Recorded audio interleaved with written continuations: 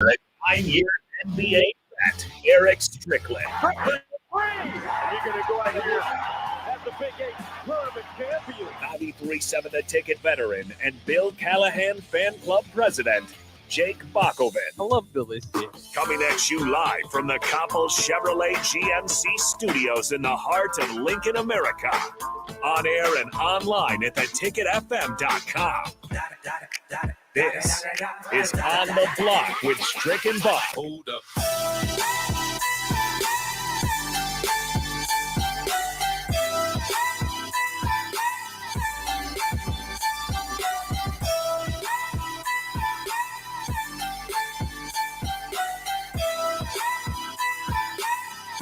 This is On the Block with Strick and Bach here on 93.7 The Ticket, the water cooler talk portion of the show, brought to you by Culligan Water every day from 3 to 4. We have the Ticket water cooler portion of On the Block, and it is, like I said, brought to you by Culligan Water, the official water cooler of 93.7 The Ticket. We've used their water for 7 years, so call them today to get your own water cooler for your office or even at home. 402-251-2309, or go online to CulliganLincoln.com. Joined, as always, as for now, we're kind of exploring some options here on the Ticket water cooler. I'll try to get a few more people in, but as we ease into it, I think this is week 3 of the show, and so we're just going to start with myself and Big Sky for the most part. Big Sky, how you doing today? I'm doing well. There was a maple donut in this box, and a maple donut is my favorite kind of donut. So I was stunned that was left there after people got to pick through it today. That's right. So I'm walking on cloud nine. I made some spaghetti. If anyone knows me, spaghetti is my favorite food. So I'm eating well today. That's very easy to make. Do you do anything special with your spaghetti? Yeah. So I'll make Italian sausage with it. I'm not going to buy like canned meat sauce. That's wrong. You need to make your own meat. So do a little Italian sausage, and then I also mix Alfredo sauce and regular red sauce or tomato basil sauce to make a pink sauce, which I learned of from the former pole vault coach in Nebraska, TJ Pierce. Yeah, I've never heard of that. That actually doesn't sound too bad. Incredibly good. And then when I go to like a Hy-Vee where you can get a custom pizza, I'll ask him to do both on the pizza as well, and it's actually an excellent pizza sauce as well. Are they surprised by your request? I just ask them if they can, and they're like, "Yeah," and then they think about it, like, "That sounds pretty good." Yeah. It is. You're enlightening people today with your spaghetti. Usually, there's not much in between. A special recipe. I mean, it's just kind of meat sauce. It's not revolutionary. This is it's called pink sauce. You can find recipes for it online. I think it's really good. Yeah, that sounds pretty good. I might have to try it. I just go with the typical dump in. I mean, it's easy to do if you just follow the basic directions. So, but it's always good. Spaghetti's always delicious. What's the maple donut? Which one was that? There's like 3 of them left last time I checked. It looked like a glazed donut. I didn't realize it was maple until I picked it up, but it's just like it's like a tan colored frosting. Oh, okay. Yeah. And you ate it up pretty quickly before the show started. Well, when I found out there were donuts, I got excited. I was like, well, they've probably been there for a while, so all the good ones are probably gone. I'm probably gonna get stuck with some garbage jelly filled. And I opened it up, and there was what appeared to be a glazed donut. So I was like, this is already great. And I made sure to go grab it before anyone else could. Yeah, you never know. On Fridays, usually, I think they come in for early break. Some donuts are brought in. Oh, that was that. I did that. You did that. Is that no longer a thing then? It's not as regular as it was when I did it. I did it every Friday. Yeah, they got used to it. But yeah, so somebody must have brought in donuts. So if it was a listener and you're currently listening, thank you for bringing in donuts. Yeah, that happens from time to time as well. I usually can't avoid, if there's something around the office, eventually eating it or trying a portion of it. It used to be kind of funny here. Years ago, there was somebody that worked here that would always eat half of a donut and put it back, and we didn't know who it was. Sip. But we kind of knew. Sip would do that as well? It's Sip. It's Sip that does that. Well, you know what? Donuts are very tasty, but they're not the healthiest in the world. So if you're kind of watching your diet, maybe just half a donut, you win on both sides. If Sorensen's still here, he can attest to it. But Sip won't like grab a knife or anything to do half the donut. He'll just grab it and rip it in half. Sure. And then put the other half in. But he touched it. Yeah, nobody's gonna eat that one just sits there for the rest of the day. It's like you just eat the entire donut if you're gonna do it. Or grab a knife and make a clean cut. Even then, I don't know if I'd grab half a donut either way. I mean, if you've ever been to church and some sweet old lady brings in donuts for after service fellowship, and they always cut them in half because you got to make those donuts last. So you just get used to it at that point. Yeah, and then you just go back up for seconds to go get the second half of your donut. church donuts also sound like the era of COVID has kind of changed the way that we view things, right? Like I saw a thread on this the other day. Is like, do you get uncomfortable if you just see even a scene with like 10 people jammed in an elevator without masks on? Or you're like, oh, I don't know about that. No, I don't get uncomfortable by it. I don't know. I haven't had COVID, so I've never Right. I haven't experienced it. So maybe I just need to have COVID really bad. Like my girlfriend has it right now, and she's not having she's fine. She's not dying or anything, Right. but she is speaking Sick. to how terrible it is, Yeah. and it doesn't sound like anything I'd want to have. Yeah, it's just weird though. Now that I think about like sharing, and I've always been kind of I guess knowledgeable and are just kind of acknowledging germs. I suppose I usually use my shirt to kind of like open doors, and especially bathrooms. I don't want to touch anything in there. But like just like free for alls. Like I wonder if even like buffets are going to come back. I know there's not too many. Most of them are shutting down around Lincoln. But just in general, if they will make their way back after we get through this whole thing. Buffets were already kind of gross. What I'll be interested to see is if salad bars make Yeah. a return. Because buffets, those should have been gone a long time ago. Salad bar, those are good. Yeah, but then even the buffets I've been to restaurants that have had buffets, I guess just like wanting that food, wanting to experience it one more time. And then, currently you just kind of have to ask them. Usually at most restaurants, there's somebody behind the counter that'll like dish it up for you, but they don't get the right amount. They don't get the scoop you wanted, It's not the same. Is the Valentino's Grand Buffet open? I think that place closed. No. I'm more of a just order a normal Valentino's pizza guy now, but when we used to come for Husker games when I lived in Montana, it was got to go to the buffet. Oh, absolutely. The Valentino's goes hand in hand with Husker football along with Runza, right? You got at least No, not Runza. Okay, just Valentino's. No. Not a Runza guy. Not a big Runza guy. Looks like Nick's got something to say here. Maybe he's a Runza guy. He might be a Runza guy, more maybe a Valentino's. So, hold on. Are you okay? Okay. He's okay. The sound is popping in my ears. Little bit of breaking news from Husker football. Okay. Sorry to burst Oh, on yeah, the we were food talking bubble, about guys. very important stuff here. Wyndon Hohuli, a linebacker, after one season at Nebraska, has entered the transfer portal. He has 4 years of eligibility remaining.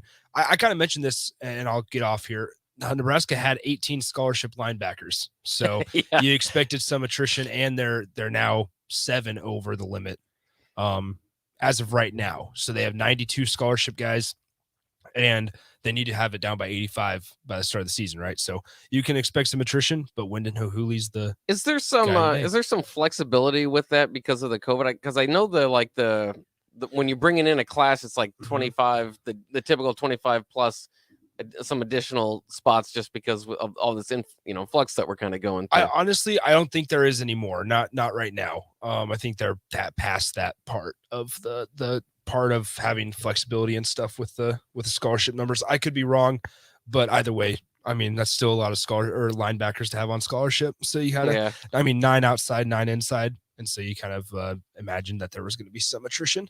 Yeah. So Wyndon Hohuli, Nebraska's highest rated recruit, I believe, in last year's class, is now in the portal. 4-star got him right before or late signing day. So just wanted to make sure you guys touched on that here. Yeah, thanks for letting us know. And apparently you know a little bit about him. Was he did he play at all, or did he have any I believe he would have been scout team maybe? Been a redshirt freshman going into next I season. didn't realize. But 4-star. You said you weren't a draft or a recruit Nick kind of guy anymore. Not anymore. Yeah, I've kind of faded away. He was a huge get late in the recruiting cycle last season.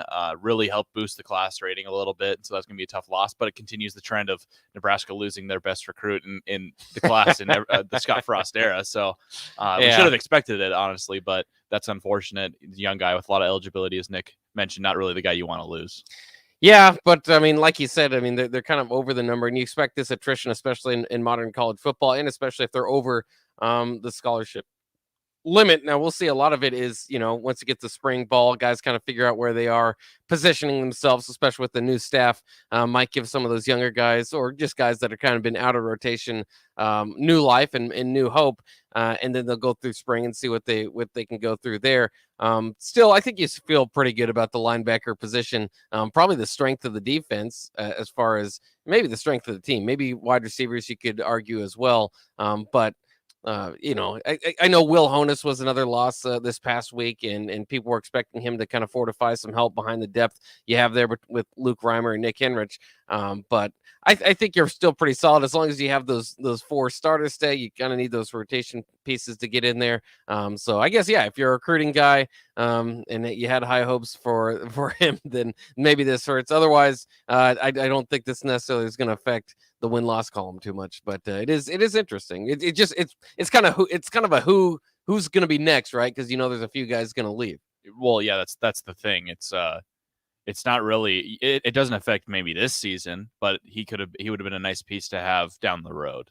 And so that's why you're disappointed to lose him. I'm not saying, oh, this is going to be the straw that breaks the camel's back on the firing of Frost in year 5. But certainly, if they were to retain Frost or if you could have held him on the roster through a coaching change, that's a guy that had good measurables, looked good on tape coming out of high school, and a guy that you would have hoped could have developed into a real high level starter for the Huskers going down the road. So that's probably why I'm more disappointed. I'm not saying it's going to have huge impact on the returns for this next season, but down the road it could. Yeah, but nowadays, if you lose a freshman, you'll get somebody else out of the portal. It's not a big deal. I don't. We shouldn't. You shouldn't ever be too reliant on the portal. You should never be too reliant on the portal, and you should never pretend like somebody your highest rated recruit from a class leaving is an okay thing to have happen. Yeah, it's not the best thing, but it's not a world ender, but it's not good.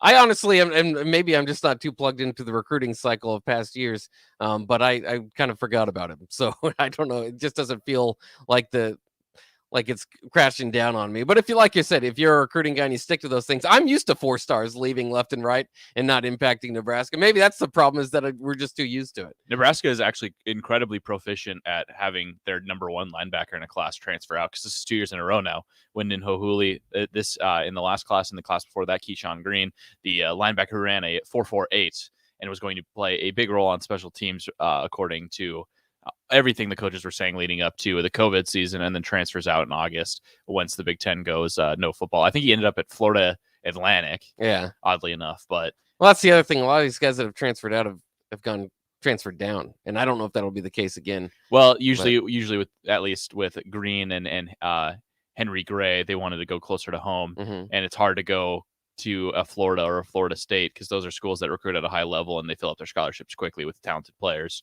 So you can't really decide late in the game, like in August, to leave a program. Yeah, it's interesting too, because you have to kind of factor that in, especially the timing of it is because you only get the one free pass, right, to transfer. But then if you can't just transfer all over the place, you'll have to sit out another year if you transfer once more. So it's kind of just interesting, the decisions that are made when they're made. But I feel like this is just going to go all off season. Maybe it's still January, so maybe there's still some movement here. But I feel like with the portal, there's no date when it closes or when people can leave. So I just feel like all off season we need to get used to, oh, here's a guy that left, and then a few weeks later, well, they replaced him with this guy, or in this case, they already have too many scholarships, so it's like, all right, a few guys are gonna have to leave, and then once they get down below that, they'll add some more. It's crazy. It's new era of college football, I believe, and it's kind of fun. And then there's just you're going to be stuck. It was easier in past years to look where those guys went, kind of look around their career and stuff. Now there's just going to be so many names, I believe, kind of in and out of the program that it might be harder to catch up to that stuff. We did get a wrong number text as well. Somebody wishing their darling a happy birthday with a heart eyes. That's not a Bitmoji. What is that? Like the apple caricature emoji. Yeah. So whoever said happy birthday, darling, your text did not get to the darling. So you might want to send that again. Yeah, I don't know if they're listening, if they texted in. I'm not sure, but we always like some extra love. I mean, that's nice. I haven't been called darling on the text line before, so that's nice too. We will take a quick break. When we come back here on the Ticket Water Cooler, sponsored by Culligan, we'll jump into a little bit of my slogan for this offseason, which we've been talking a lot about the water cooler talk on the water cooler talk, I should say, about Kool-Aid. And are you going to chug the Kool-Aid? I've come up with a nice off-season slogan. If you listen to Tom and Bach, our slogan between, as the year progressed was just get to 5, when it was obvious that they weren't going to get to 6 wins. And they still only got to 3. So even that slogan didn't work. But my ticket, or my off-season slogan, you can catch that when we come around the break here on 93.7 The Ticket. Today on Hey Culligan, unnecessary contaminants. Here's the referee. Hey Culligan, that's a flag on my water for flagrant foul taste. Ooh, that's a tough one, ref, but the solution is a Culligan Smart RO drinking water system that reduces up to 58 contaminants, making your water safer and delicious. Yeah, I guess I missed that call. And with the Culligan Connect app, you always know when your filters need changing. The water's up and it's good. Good call, ref, and we're already on the way. Try a Culligan water softener for just $9.95 per month. Go to CulliganLincoln.com. You hear that? That's the sound of extremely tender and delicious beef from certified Piedmontese. Prime grade tenderness with a fraction of the fat and calories of normal beef. It's Nebraska-raised product and the official beef of Nebraska Athletics. Change the way you buy beef today at the Mercado by Certified Piedmontese, just north of 84th and Havelock, or at cpmercado.com. There's not many things worse than having plumbing issues at your home or business, but it's even worse if the problem isn't fixed correctly. Select Plumbing gets it right the first time, and they specialize in several things: general plumbing, water heaters, faucet and fixture repair, underground sewer and water repairs, backflow testing, and more. Keep your property free from leaks and other issues. Call today for a free estimate at 402-560-6197. Plus, they're hiring service plumbers. Contact Select Plumbing to inquire at 402-560-6197. Mike Shaver here for Trek CBD. There's a lot of CBD shops opening up in Lincoln, but Trek CBD focuses on quality above all else. Local CBD company Nico Farms and our third-party laboratory testing. They have products that can help with stress, anxiety, pain relief, and more, and have a wide selection of Delta 8, including Serene 8. Trek CBD is locally owned and operated. Go visit Scott or Shannon at their 84th and Highway 2 location, or at 27th and S, or go online to Trek CBD with free delivery. Trek CBD, CBD done right. Seasons change, but your land stays the same. You need the right solutions to keep you moving.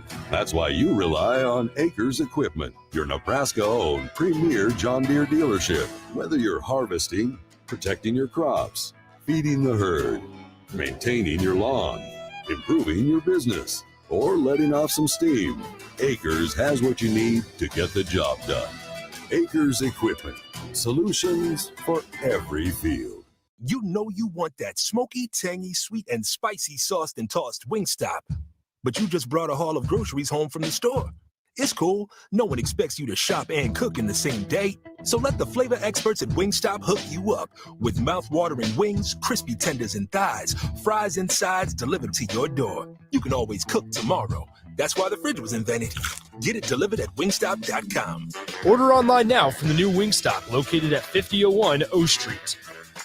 Yesterday, your water heater worked just fine. Today, surprise! When you're out of hot water, just call the plumbers at Bryant. In most cases, you can get same-day water heater replacement. What you won't get is a costly surprise with the bill. At Bryant, the price you're quoted is the price you'll pay. No last-minute extras for piping or ventilation alterations. Need a new water heater? Just call Bryant, 467-1111. Bryant Air Conditioning, Heating, Electrical, and Plumbing. We do whatever it takes. Working at Continental in Lincoln isn't a job, it's a career. And right now they've raised wages again, and they're hiring for production operators at $22.07 per hour, and other select jobs starting at $23.77 per hour, with wages growing up to $29.71 per hour. Continental also has salaried jobs available and great benefits, plus medical and prescription costs at very low premiums. Dental, vision, and life insurance are offered at no premium cost to the associates. To learn more or to apply, go to continental-jobs.com with keyword Lincoln. Come work at Continental today.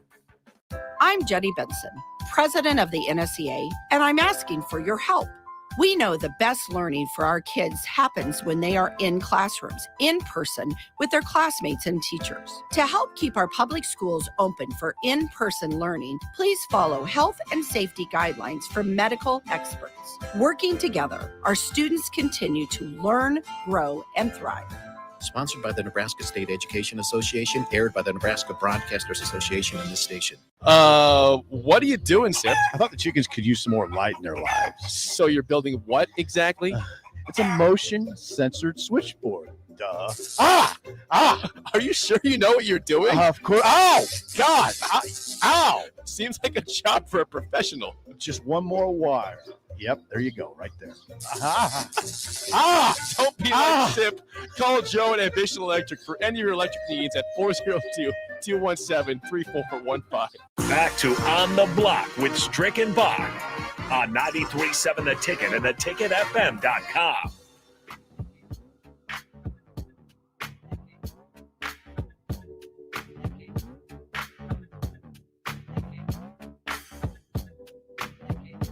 We're back here on the block on 93.7 The Ticket. This is the Ticket Water Cooler portion of the show, brought to you by Colligan Water. Give Colligan a call if you're curious about getting your water softener salt delivered to your home or business. Call today at 402-251-2309 or go online to ColliganLincoln.com.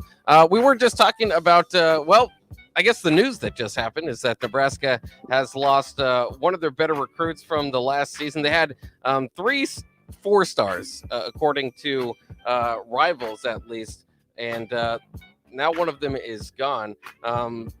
It's a tough name to say. Wyndon, can you help me out? Hohuli.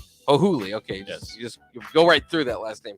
Wyndon Hohuli, linebacker out of Hawaii, announced his transfer today. The other 4 stars from that group were Thomas Fedone and Teddy Prohaska. So those guys, obviously, you expect to see in the future, but it's been kind of a hard get to get the 4 stars, obviously, out of high school the last 2 classes, and then like 3 classes ago they had like 8 of them, but half of those guys left as well. So it's tough to keep those guys, and that's part of the dangers of the transfer portal, especially when you kind of get that 4th star.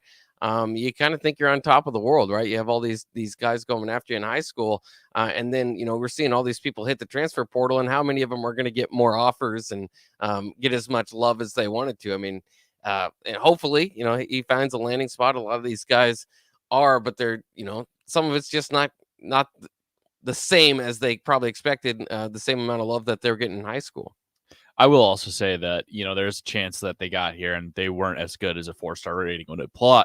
Right. I'm not saying that's the case for any of the 4 stars you just talked about, but there certainly, have been some things revealed about how players get rated on recruiting services that would suggest that maybe it's not the most reliable way to track or predict how well a player is going to produce at a given university.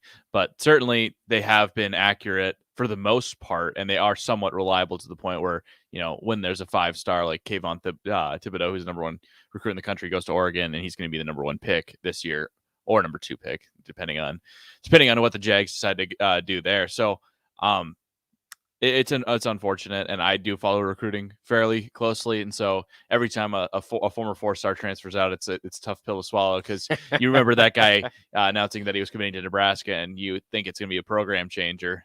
I used to drink the Kool-Aid, Bach. Yeah, that's good. And we would have seen Thomas Fedone this year, but he had a season-ending injury, and then Teddy Prohaska we actually saw up until, I believe, the Oklahoma game, and he was very good on the offensive line, and it was probably the best that line has looked under Frost. So those 2 4 stars certainly seem to be working out for Nebraska so far. As long as they don't get season-ending injuries. Correct.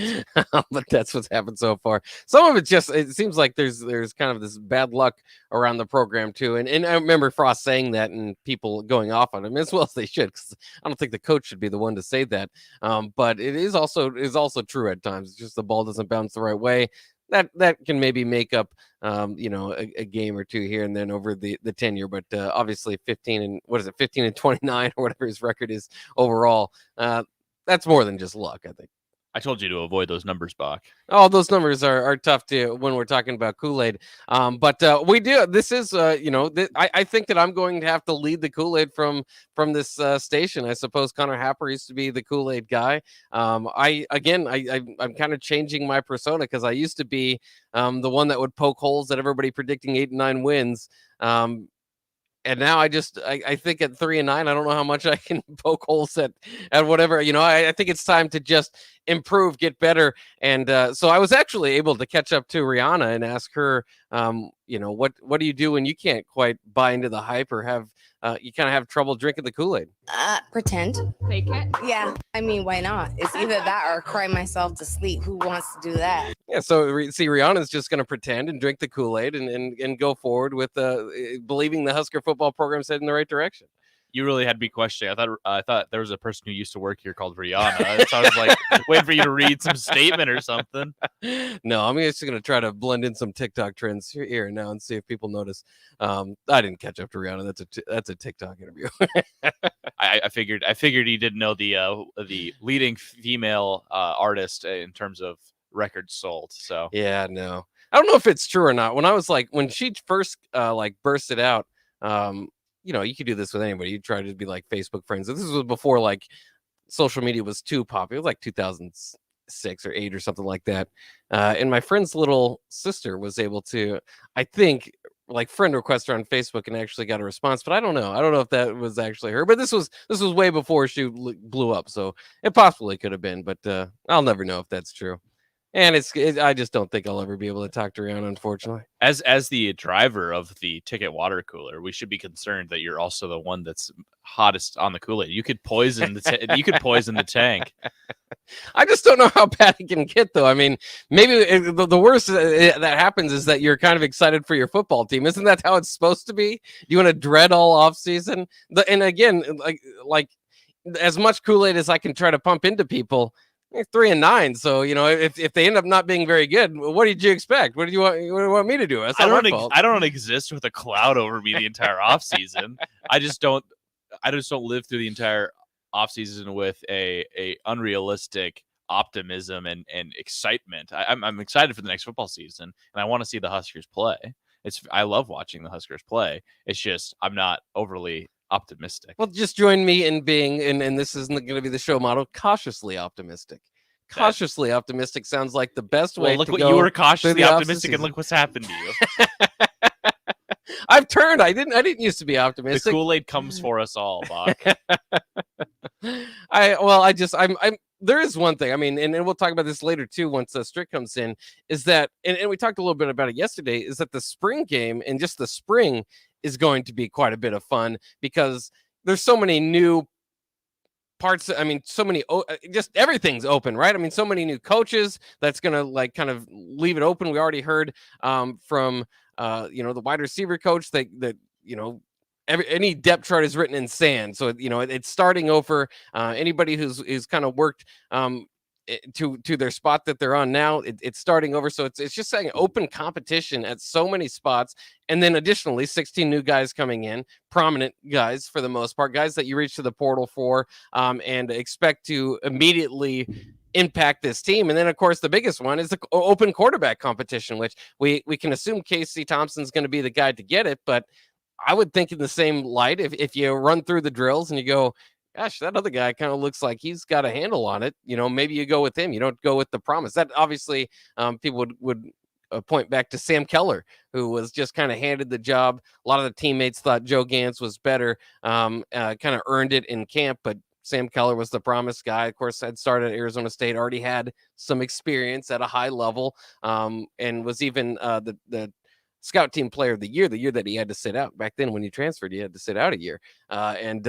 But yeah, I mean, so I think there's a possibility that happens. I almost hope not, because I think that means Casey Thompson is looking bad as opposed to somebody else elevating. But it will be interesting, especially keep your eye close on those spring games. I was doing that a few years ago with Noah Vedral, and I was not very impressed with Noah Vedral in the spring game. Turns out he's pretty good, and he's coming back to Rutgers for another year. Did you see that? Yeah, he's captain. Yeah. I mean, are you excited? Are you excited for another year of Noah Vedral Rutgers football? No, because my roommate is probably the biggest Noah Vedral fan ever. So you get like the one highlight when you're watching a Nebraska game. Adrian just piloted a drive that stalled at the Nebraska's 45-yard line. They punted. Now Ohio State's taken over. You go to break and they do a studio update. And Noah Vedral 22-yard touchdown run or something like that. Yeah. And then my roommate's like, "See, we should have started him." I was like, "That was like." And then they'll show a stat line, and he's 11 for 18 with an interception, no touchdowns. You're like, well, it's a very average stat line. I don't know if that's the like I don't think that's pushing the needle over the top. Yeah, Noah Vedral's solid, but I don't think they're. I mean, it would be great to have him as the backup, obviously, at Nebraska for as long as they could, and maybe even it would have helped if they did want to bench Adrian Martinez maybe 2 years ago more so than this past year if he would have been able to step in instead of the Luke McCaffrey experience.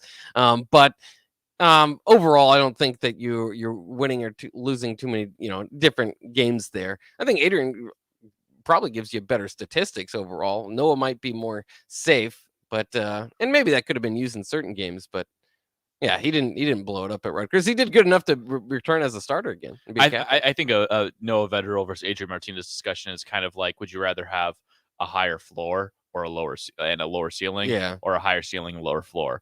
Because I certainly think there could have been some games where Noah Vedral avoids the mistake that ends up costing Nebraska the game. Maybe he doesn't throw 4 interceptions against Purdue, but also maybe Noah Vedral doesn't keep you as close against an Ohio State or an Oklahoma or even Michigan at that to that point. And so maybe you end up going to a bowl game with Noah Vedral simply because he avoids that mistake in the game against a lesser opponent. Yeah.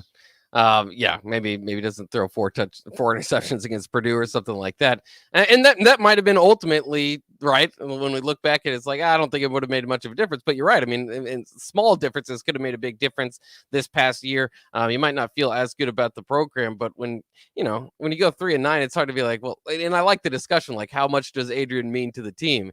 And all year long, it was like, yeah, they wouldn't be anywhere close to where they are with or without him, and then they finished 3-9. It's like, well, what would they have gone without Adrian? Well, probably 3-9 or possibly better. I mean, it's hard to do much worse than that.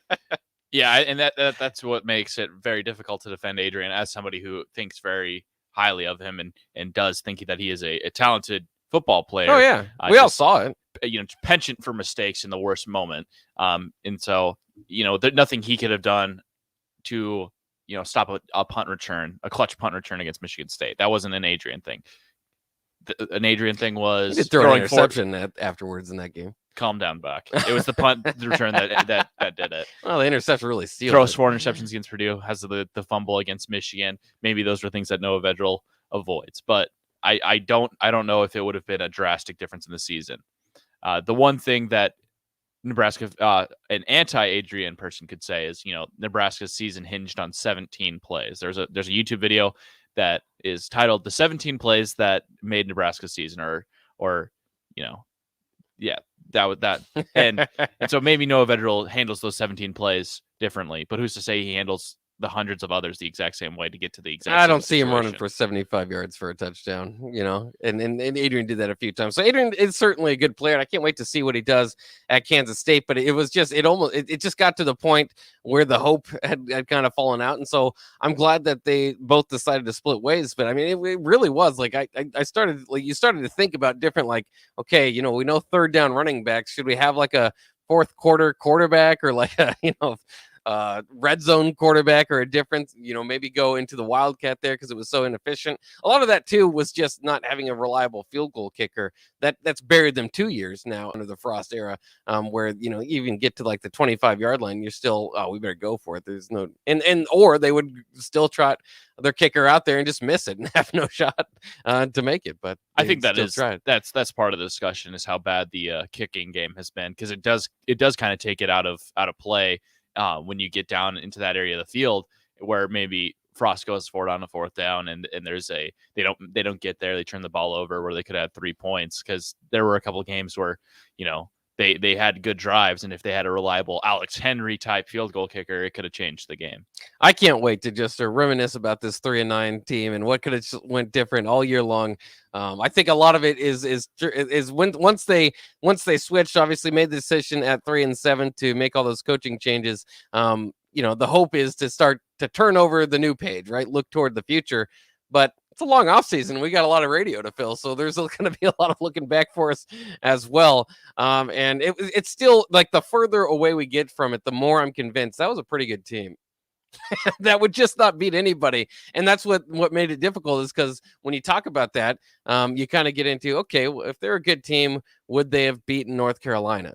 Just a 6-7 team from a different conference, or where to throw whatever measurement you out there, and then you go, I think they would have played well with them. But the whole thing is not that they would beat them, it's that they would look good against them. They wouldn't beat anybody. They don't beat anybody. They lose in the end. They even like the one win that they did have, or one of the wins they did have, they ended up scoring 28 points when they should have had like 56. So against Buffalo. So it was just man, what a mess, and a lot of talent for that mess of a football team, as we know, as they push a lot of those top 10 teams to their barrier. But lots of talent on the team, but just couldn't get a win, and I think that speaks to the strength of the Big Ten Conference, Spock. Oh gosh, here we are again.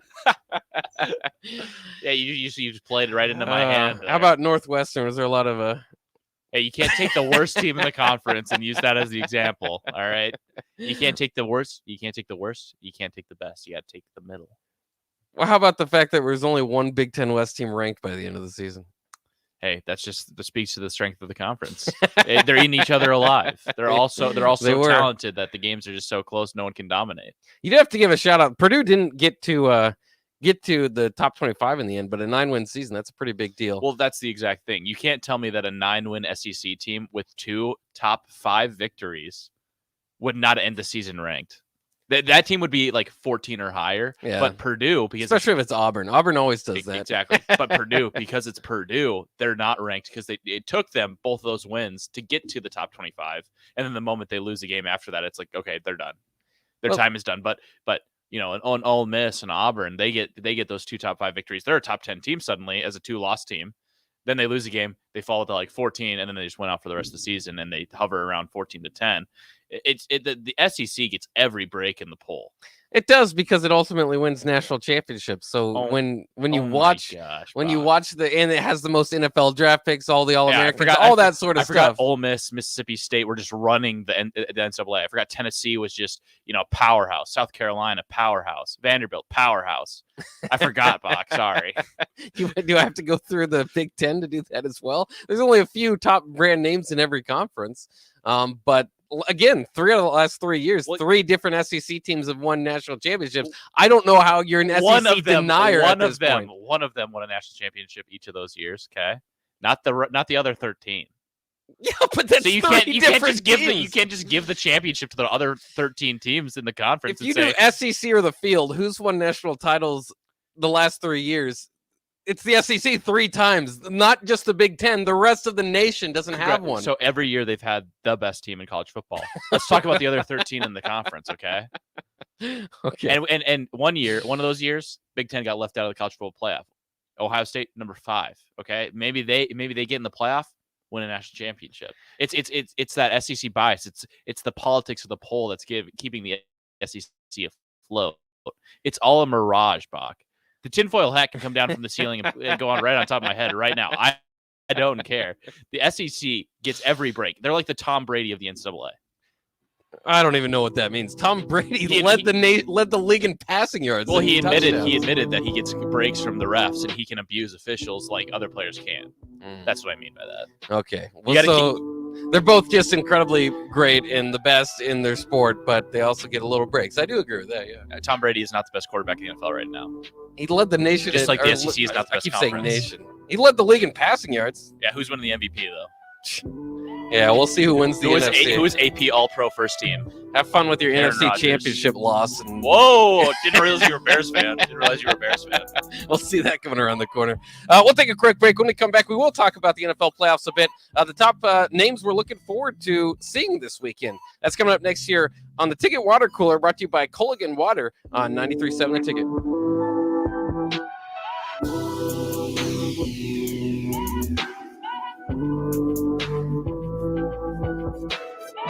This is your High School Minute. With your Southeast Community College High School Minute, I'm Harrison Arns. In boys basketball on Thursday, Lincoln High won over Norfolk 65-52. Vincent Garrett for Lincoln High led all scorers with 23 points. Lincoln Lutheran edged out a win over Archbishop Bergen 49-48. Lincoln Northeast won over Lincoln Southwest 55-51. Xander Beard helped push them to a win with 21 points. Switching to girls basketball, Fremont dominated in their game against Lincoln Southeast 81-41. McGabe for Fremont would end the game with 33 points. Lincoln High beat Norfolk 60-31, and Waverly won over Wahoo in double overtime 47-45. In recent news, Gretna has been stripped of its 2021 state football championship title by the NSAA Board of Directors for having an ineligible player on their roster. Gretna will have to return the state trophy, but individual medals will not be required to be given back. This has been your High School Minute, sponsored by Southeast Community College, with locations in Lincoln, Beatrice, and Milford. Learn more today at southeast.edu. You spend more time in your garage than outdoors in the wintertime. Isn't it time to get it organized? Call Travis at Classic Garage Solutions for his variety of organization packages. Turn your garage from a cluttered mess to a clean, organized space that'll be the envy of the neighborhood and something you can be proud of. You don't need to bring the same clutter from last year into the new year. Travis has storage options for cabinets, monkey bar shelving, or slat wall, and more. Call Classic Garage Solutions today at 402-730-1638. Yesterday, your water heater worked just fine. Today, surprise! When you're out of hot water, just call the plumbers at Bryant. In most cases, you can get same-day water heater replacement. What you won't get is a costly surprise with the bill. At Bryant, the price you're quoted is the price you'll pay. No last-minute extras for piping or ventilation alterations. Need a new water heater? Just call Bryant, 467-1111. Bryant Air Conditioning, Heating, Electrical, and Plumbing. We do whatever it takes. Need to send a message? Send it with cake. Congratulations? Here's a congratulations chocolate rum cake from Beatrice Bakery. Thank you? Say thank you with an amaretto cake. I'm sorry that I accidentally hit your mailbox with my car as I was backing out of the driveway and then continued right into your prized petunias. You say that with a lemon drop cake. Everybody knows that. Beatrice Bakery in downtown Beatrice or online at beatricebakery.com. Here to help you say whatever it is you need to say. Welcome to our world of yum. Today on Hey Culligan, why does your team stink? Here's Coach Waters. Hey, Culligan. Yeah, my team stinks. Ooh, harsh. No. I mean, they stink. They won't hit the showers because it makes their skin all dry and itchy. Coach, it sounds like your guys have been hit hard by hard water. You kidding me? Hard water? Yep, so let's call an audible in the form of one Culligan Smart High Efficiency Water Softener to get the smooth back in their skin and the stink out of your team. Okay, Culligan, I'm putting you in. Coach, we're already on the way. Go to CulliganLincoln.com and schedule your free water test today. Tune in to the Teammates Mentoring Hour each Wednesday from 6 to 7 p.m. on 93.7 The Ticket. Hear stories from the program started by Tom and Nancy Osborne and how it's changed mentors and mentees' lives and how you can be involved. The Teammates Mentoring Hour, Wednesday nights from 6 to 7 o'clock on 93.7 The Ticket and theticketfm.com. You know you want that smoky, tangy, sweet, and spicy sauced and tossed Wingstop. But you just brought a haul of groceries home from the store. It's cool. No one expects you to shop and cook in the same day. So let the flavor experts at Wingstop hook you up with mouth-watering wings, crispy tenders and thighs, fries and sides delivered to your door. You can always cook tomorrow. That's why the fridge was invented. Get it delivered at wingstop.com. Order online now from the new Wingstop located at 5001 O Street. They say one great thing leads to another, and that's especially true when you visit a Great Clips salon. When you sit down for a haircut with the skilled and friendly stylist at one of our thousands of convenient Great Clips locations, they'll not only make your hair look great, they'll make you feel great too. And that's something you can't help but share with the world. Download our online check-in app today and opt in to get a Ready Next text when you're up next. Great Clips. It's going to be great. Your home should not be a zoo to unwelcomed animals. Let the experts at Bats to Rats take care of those problems. Dane has been a leader in wildlife and pest management and prevention in Lincoln and the surrounding area for 15 years. He can help you get rid of bats, rodents, and anything else. Whether it's residential or commercial buildings, schools, apartments, or churches, they're always a phone call away. Call today at 402-310-0904 or visit batstoRats.com. Bats to Rats Wildlife Control and Prevention. Working at Continental in Lincoln isn't a job, it's a career. And right now they've raised wages again and they're hiring for production operators at $22.07 per hour and other select jobs starting at $23.77 per hour, with wages growing up to $29.71 per hour. Continental also has salaried jobs available and great benefits, plus medical and prescription costs at very low premiums. Dental, vision, and life insurance are offered at no premium cost to the associates. To learn more or to apply, go to continental-jobs.com with keyword Lincoln. Come work at Continental today. Back to On the Block with Strick and Bach on 93.7 The Ticket and theticketfm.com.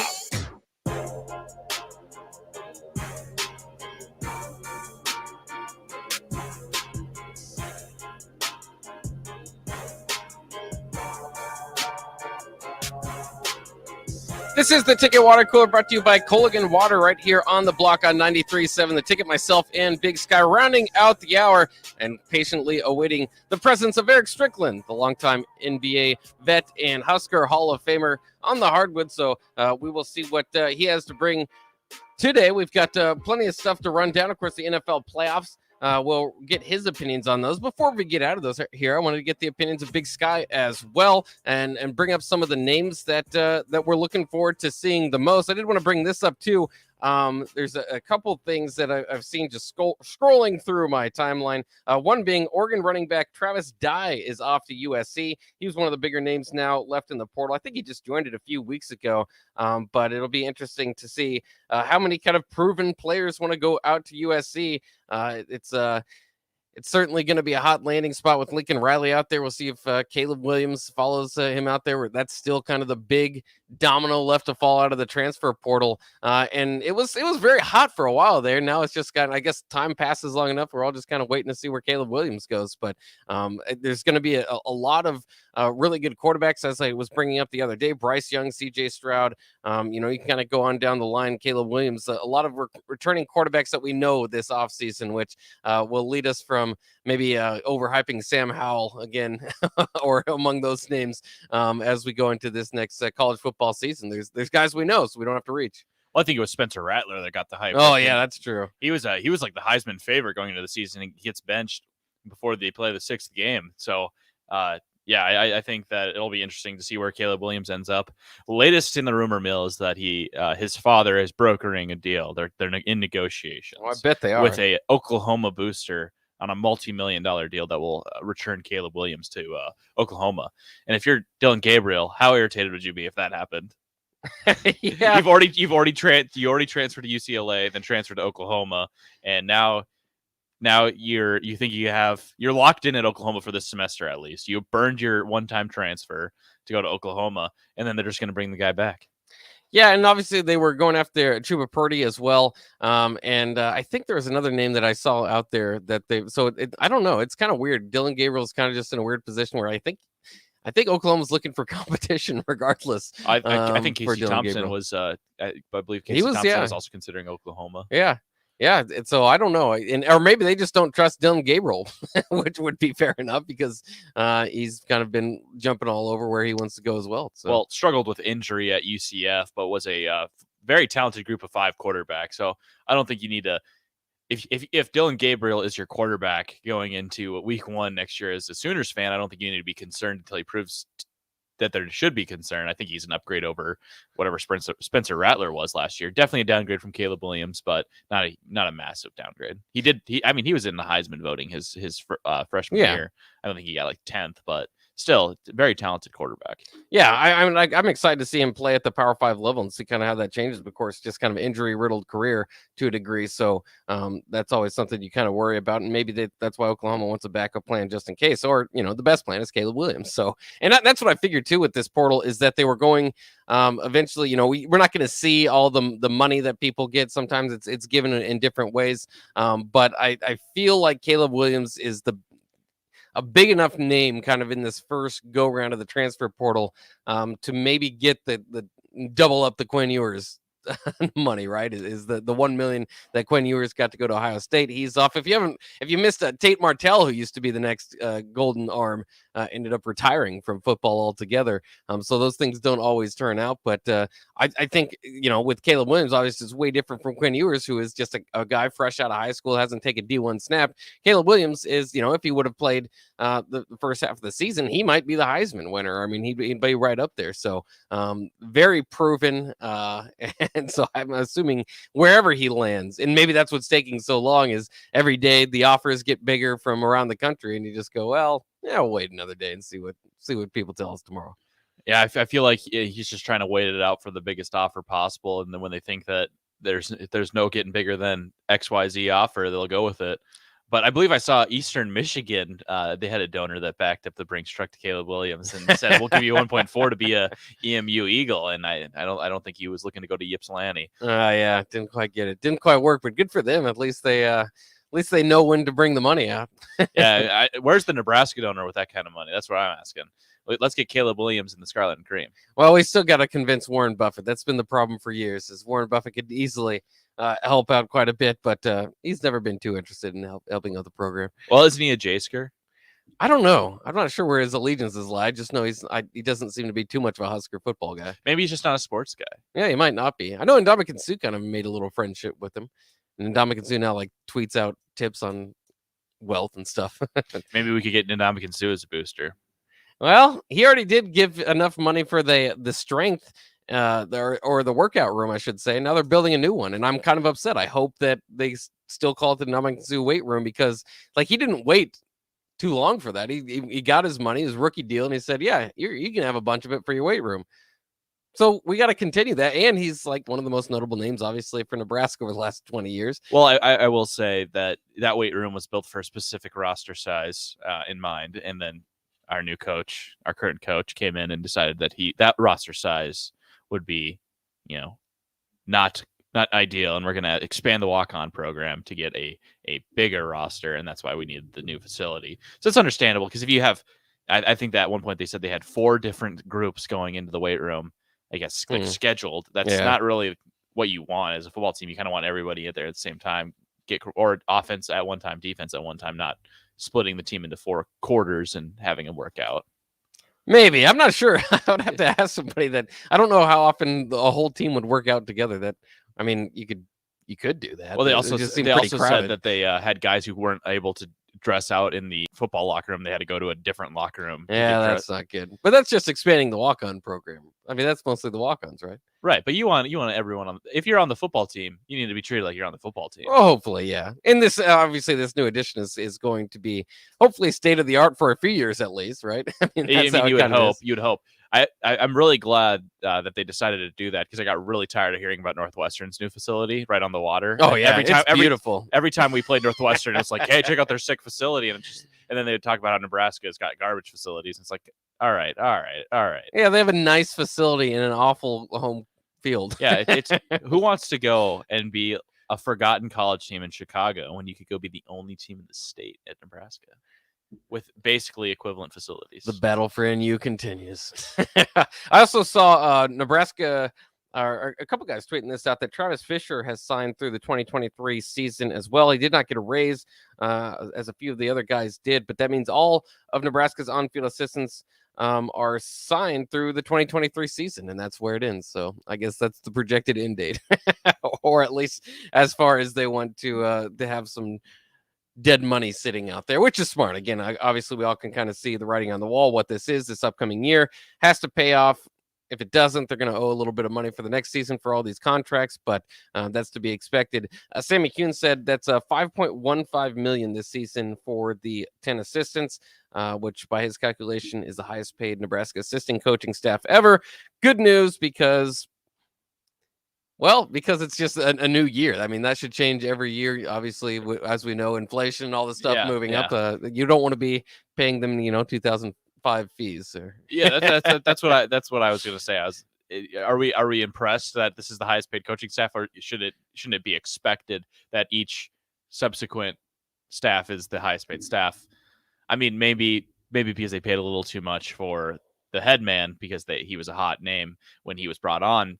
I would understand that, but yeah, I feel like we're going to continually see that routinely for the next 25 years. Unless you just get an absolute home run like Bob Diaco, and you just have to put all the money in Bob Diaco's pockets. In a few years, it might take a few years to catch up to that. Things that don't go well in a sentence together. Bob Diaco and home run. Real quick before you leave, Packers winning this weekend? What? Are the Packers winning this weekend? Absolutely. We already beat the Packers already beat the 49ers this year. Jimmy is hurt. Nick Bosa just got cleared from concussion protocol, so he's a little banged up. Z is coming back. Darius Smith activated off IR. Aaron had an extra week to get its toe healthy.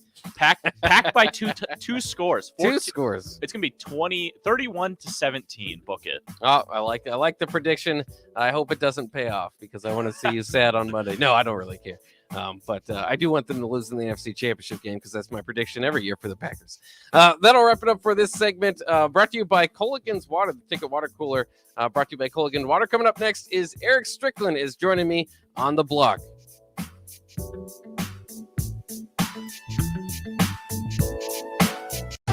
Your home should not be a zoo to unwelcomed animals. Let the experts at Bats to Rats take care of those problems. Dane has been a leader in wildlife and pest management and prevention in Lincoln and the surrounding area for 15 years. He can help you get rid of bats, rodents, and anything else. Whether it's residential or commercial buildings, schools, apartments, or churches, they're always a phone call away. Call today at 402-310-0904 or visit batsterats.com. Bats to Rats Wildlife Control and Prevention.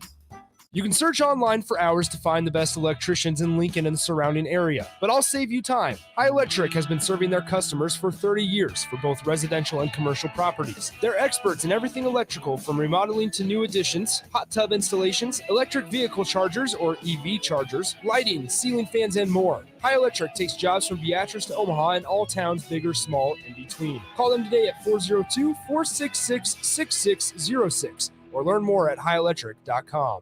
Winter is upon us. Is your home prepared? If your furnace isn't keeping up or you've thought about replacing it, John Henry's has a new year, new unit special. When you purchase a select heating and cooling system from John Henry's, we will give you the furnace for free. There are also equipment and LES rebates up to an additional $850. This offer expires February 28th, so don't miss out. Find out more at jhlincoln.com or give John Henry's a call or text today. 435-5555. Tune in to the Teammates Mentoring Hour each Wednesday from 6 to 7 p.m. on 93.7 The Ticket. Hear stories from the program started by Tom and Nancy Osborne and how it's changed mentors and mentees' lives and how you can be involved. The Teammates Mentoring Hour, Wednesday nights from 6 to 7 o'clock on 93.7 The Ticket and theticketfm.com. Today on Hey Culligan, unnecessary contaminants. Here's the referee. Hey, Culligan, that's a flag on my water for flagrant foul taste. Ooh, that's a tough one, ref, but the solution is a Culligan Smart RO drinking water system that reduces up to 58 contaminants, making your water safer and delicious. Yeah, I guess I missed that call. And with the Culligan Connect app, you always know when your filters need changing. The water's up and it's good. Good call, ref, and we're already on the way. Try a Culligan water softener for just $9.95 per month. Go to CulliganLincoln.com. Southeast Community College is training tomorrow's workforce today with our nearly 60 career and technical programs. We are doing our part to help employers fill vacancies during this current labor shortage, graduating students with skill sets employers are seeking. We're also helping to upskill the workforce by adding short-term credentials like certificates in many programs so that employees can get retraining quickly. Learn more about upskilling with SCC at southeast.edu/academics. SCC, your path to possible. My name is Rebecca. I struggled with depression for years. I also smoked. That was my world. Finally, I realized that smoking wasn't helping me. It was making my life worse. So I took control and I quit. Now I'm able to run again and take walks with my grandkids. My tip is there's another world out there, and it's a beautiful place to be. Call the Nebraska Tobacco Quit Line, 1-800-QUIT-NOW, 1-800-784-8669. Paid for by Tobacco Free Nebraska. Aired with the Nebraska Broadcasters Association and this station. 93.7 The Ticket, Fox, KFXL weather. Sponsored by Security First Bank, a relationship you can count on. Cloud cover will push into the region by late this afternoon, but warmer temperatures as we'll top out near 30. Winds a little breezy out of the south at around 15 to 20. Overnight, partly cloudy, a low down to 21. Our warm-up will continue for our Saturday. It will be a touch breezy, but an afternoon high of 41. I'm meteorologist Tim Wright for 93.7 The Ticket and theticketfm.com. You hear that? That's the sound of extremely tender and delicious beef from certified Piedmontese. Prime grade tenderness with a fraction of the fat and calories of normal beef. It's Nebraska-raised product and the official beef of Nebraska Athletics. Change the way you buy beef today at the Mercado by Certified Piedmontese, just north of 84th and Havelock, or at cpmercado.com. This is Lincoln's home for sports talk on the FM dial. Also online at theticketfm.com. On the internet. KNTK FM Firth, 93.7 The Ticket. This is On the Block with Strick and Bach. Nebraska Basketball Hall of Famer and 9-year NBA vet, Eric Strickland. Strickland for three! And you're going to go out of here as the Big 8 tournament champion. 93.7 The Ticket veteran and lover of bread, Jake Bockelman. What? I like bread. Coming at you live from the Coppel Chevrolet GMC studios in the heart of Lincoln, America. On air and online at theticketfm.com. This is On the Block with Strick and Bach. Hold up.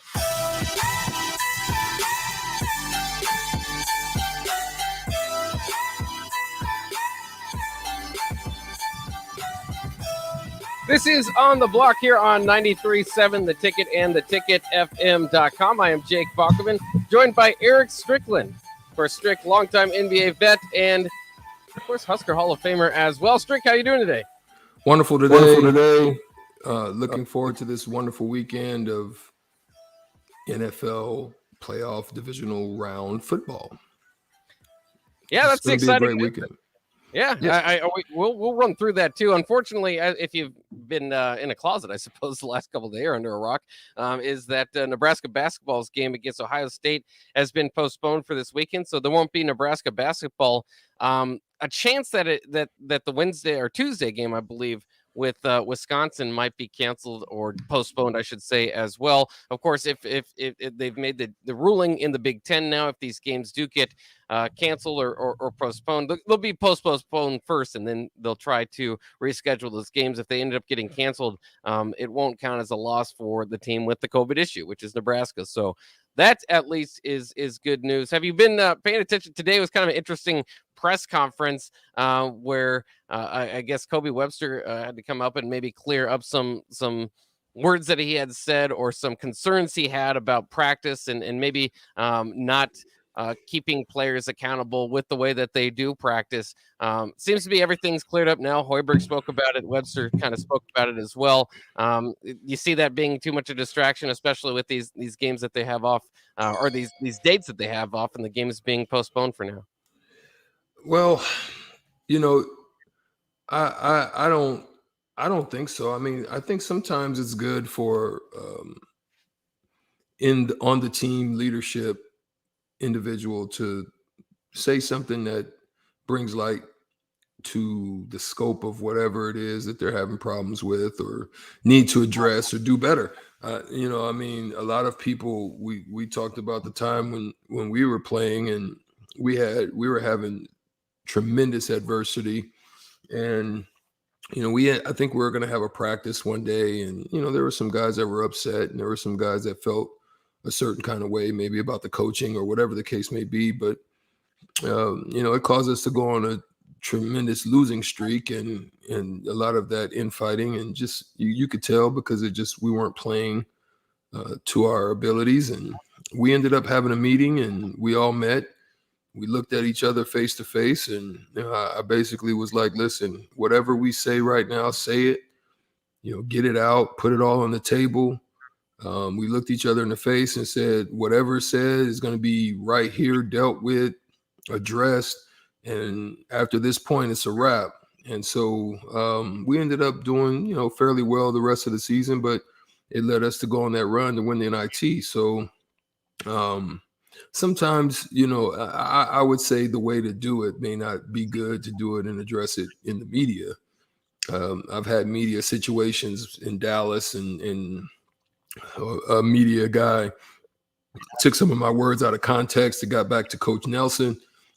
I had to go sit down with Coach Nelson and let him know that that's not what I said. So sometimes things could be taken out of context. When you're dealing with the media, sometimes they're looking to spice up things or stir the pot or cause some controversy. It sells. That's what sells. So that's why I probably wouldn't have done it that way. I may have done it internally and really looked at each other and had those types of discussions. Is there a point where that it is good to kind of go to the media about it, where maybe the frustration has boiled over? You've tried those face-to-face meetings, or and it just kind of gets to a point where they're 0-8, right? He's a team leader. You get to this point where you just kind of the frustration boils over, and you're looking for some way to spark the team or make the change that you see needed that hasn't happened. Just try to kind of bring maybe more of a public light to it rather than within the team. Is it ever a good idea, I guess, to go to the media? Would that ever be an idea that could maybe spark the change if the change hasn't happened internally? I mean, if you do, you've got to be very tactful, because you don't want it to look as if you're bashing any one individual. It doesn't sound to me that was the case with Kobe Webster. It just sounds like it was pretty vague, and you can use it or leave it up to interpretation or whatever the case may be. It didn't seem like. I think the difference, if you decide to go to the media, it definitely has to be very vague. It has to be, dealing with all of us. Also, you have to look inwardly at yourself and be humble enough to state that case about even you, and put you in that same sphere. So I think if you're tactful about it, you could use it to your advantage at different times. I think people use the media all the time, you know what I mean? Whether it be a coach or it could be a big football game or a big basketball game. Sometimes you'll use the media because you know your players may be able to see it, and then it will challenge you or inspire you, or it could lead to something else, and then that would require an individual conversation. So I think it can go both ways. And it's kind of interesting. I did want to play this too, just kind of speaking of media. It hasn't got to this level with Fred Hoiberg, and thankfully, and hopefully it won't. He's a rather calm guy. And like I said, I don't want to shine too much light on this Kobe Webster situation, because I think that they basically had the press conference today to say, no problem, we're moving on. We had a discussion, and now we're moving on. But at least it hasn't got to the point that it has with Penny Hardaway in Memphis. I don't know if you're able to hear this. This was Penny Hardaway at his press conference last night. Memphis struggling a little bit on a 3-game losing streak. They've done rather well. Won the NIT last year with him there, but of course James Wiseman didn't get a play. There has been a lot of expectation at Memphis. So despite the fact they've had winning records, maybe they're not living up to the hype. And now they have 3 losses in a row. And Penny decided to let the media know that he's getting frustrated with them in particular. One thing I can say to this media, because this media gets kind of up sometimes when it comes to me. We don't have our full roster. Y'all know we don't have our full roster. Stop asking me stupid questions about if I feel like I can do something. If I had my roster like they did, then I feel like I can do whatever I want to do. I'm coaching really hard. My boys are playing really hard. I'm not embarrassed about nothing. We have 4 freshmen starting. Y'all need to act like it. Act like we got 17 to 18 and 19-year-olds out here trying to learn how to play against 22, 23, and 24-year-old guys. Come on, man. Stop disrespecting me, bro. Like, don't do that. I work too hard. I work way too hard for that. Y'all write all these articles about me, and all I do is work. We got young kids on the floor. They got young kids on the floor. There you have it. Penny Hardaway, the head coach at Memphis now. Very frustrating. Things are kind of boiling over there.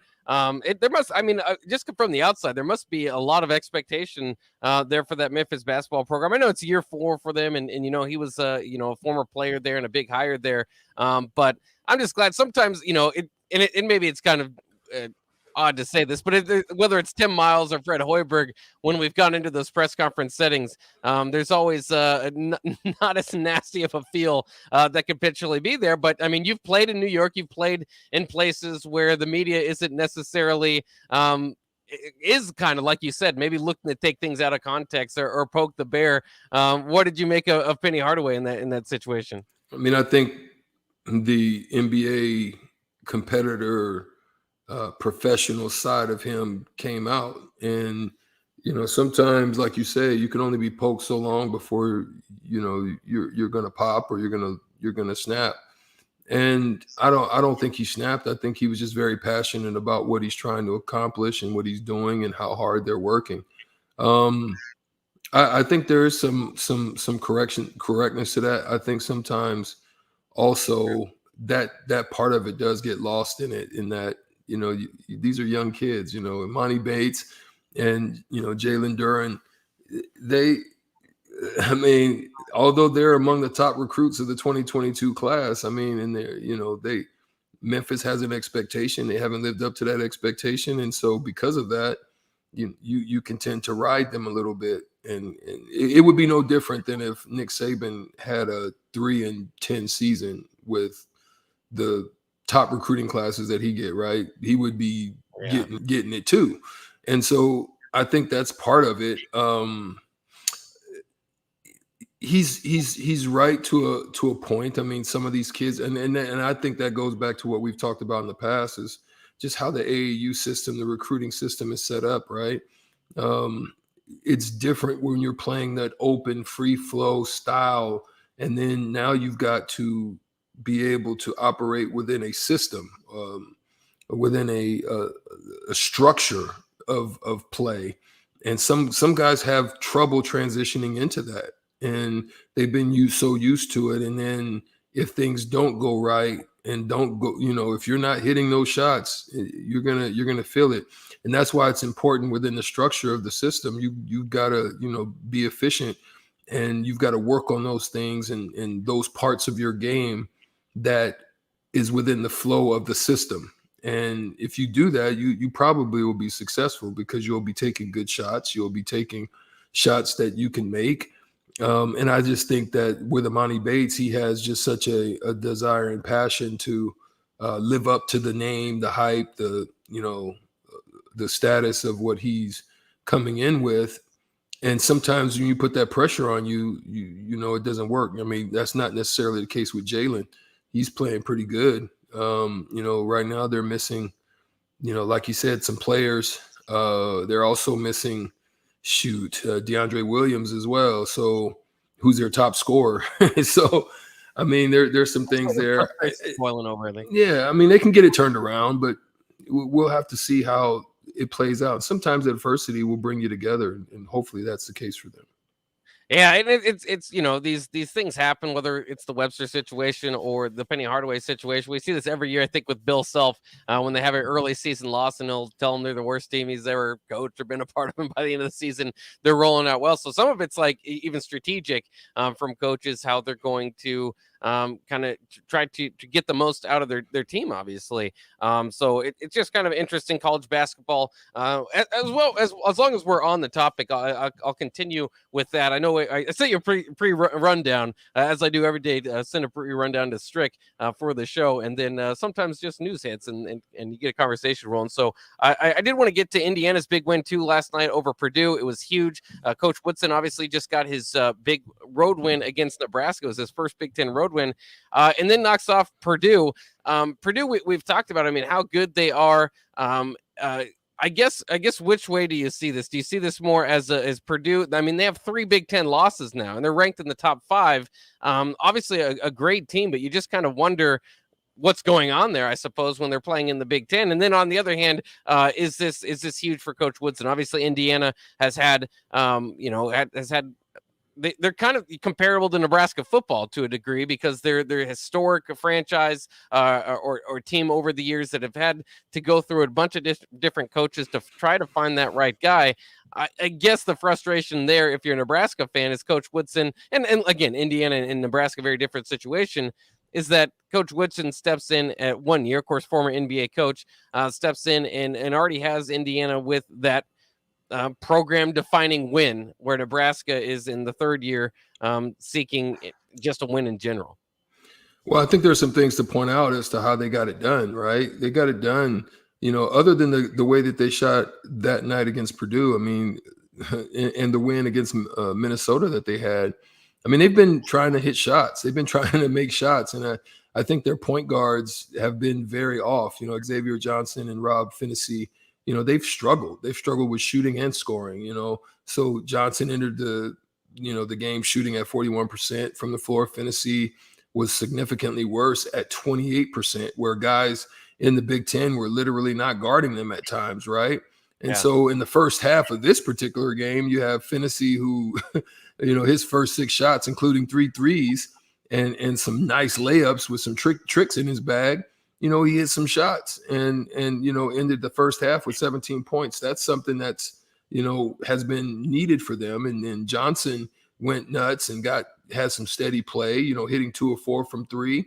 And, that was something that got them going. Then also, some things that they've had problems with is turning the ball over. They didn't do ultimately bad, but then they caused turnovers. And then this speaks to the thing of how we talked about how Nebraska needs to get their signifying wins, right? Or the losses that they've had. One of the things that Indiana did was they caused turnovers, but then they also were aggressive and they attacked. That's how you got to beat big teams. They attack the loose balls, So, they registered in 7 first half steals. They called 10 turnovers, and it led to 11 Indiana points. I mean, those are things that they were doing, is they were harassing the Purdue offensive stars, Jaden Ivey. They were getting after them throughout that game, but it was the loose balls that they were able to get to. Then the last part of it was they handled the bigs. Jackson Davis, pretty much is one of their only bigs, but then, they've got, a few other players that make great contributions, but, he played hard and he got after him in the post and, held Edey down and Travion Williams to 14 points, man. So combined. So, that's just the strength of him and the way that he moves his feet and his abilities there. So I think when you look at those three aspects, that's how they were able to get it done. They handled those three things, and in doing so, gave them a big signifying win. Well, yeah, and it's fun to kind of see the middle of the Big Ten rise. We've seen it with Rutgers. We're seeing it now with Indiana. And as far as just on the docket this weekend, of course, like I said, Nebraska's game against Ohio State canceled. Purdue will have another shot to get back on track against Northwestern on Sunday. But tonight, a pretty good matchup between Wisconsin and Michigan State. That one is in Madison. Of course, Wisconsin, like we said, set up to come to Nebraska, to Lincoln on Tuesday. So it could be the game going into that one. It just feels like with Purdue kind of falling off a bit, that you're kind of back to maybe where you were last year. And I don't know. I mean, every year the tournament can kind of change, but you have a lot of really solid teams in the Big Ten. I don't know if you have an overwhelming favorite that's going to be a number 1 or 2 seed, but hopefully we see it different this year as opposed to last year where they did have a 1 seed in Illinois, and they did have the respect from the regular season, and then a lot of those teams failed to show up in March. At least in the tournament, I should say. And I think there's potential for that again, but you've got some really good teams. So you never know. I mean, in tournament play, sometimes I don't think that translates from year to year. Yeah. And I think sometimes when you come in and just, you can beat each other up throughout the season. And then you get to those later halves of the games and they played pretty well in the Big Ten ACC, competition that they have every year. They fare very well. I think they have some good pieces in order to make some late and long runs. I think the pressures that come with being in those top tier 1 through 3 positions sometimes can add some extra, trouble for you as a team because it puts pressure on you to have to do so many things. So I think, they'll just continue to compete and play. It's some parity amongst the Big Ten this year. There's going to probably be some more upsets that happen, and we'll see how it ultimately pans out and how they learn from it going into the postseason in March. And before we take a break, we will talk about some Husker football on the other side. Talk about how excited you are for the spring game. So many early enrollees and all that stuff. So we'll talk about that on the other side of the break. I did want to mention this and just kind of sad news, but we'll pay our respects and kind of talk about these guys, Meatloaf, as well as Louis Anderson, both passing away today. Did either of those guys, you have any memories from those guys, their careers, or did you pay too much attention to Meatloaf or Louis Anderson? Well, I mean, Louis Anderson was a solid comedian. He'd been around a long time. I think he even had some SNL time, and he was funny dude, heavy set dude. He kind of reminded me not as crazy as Chris Farley, but along those lines. But Meatloaf was a tremendous entertainer, great singer.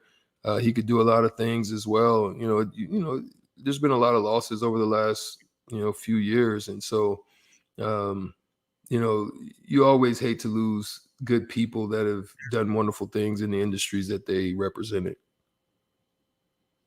Yeah, I always remember Louis Anderson. I can't remember what the game show was, but Ndamukong Suh did it. They had these challenges. I can't even remember what the ultimate goal was.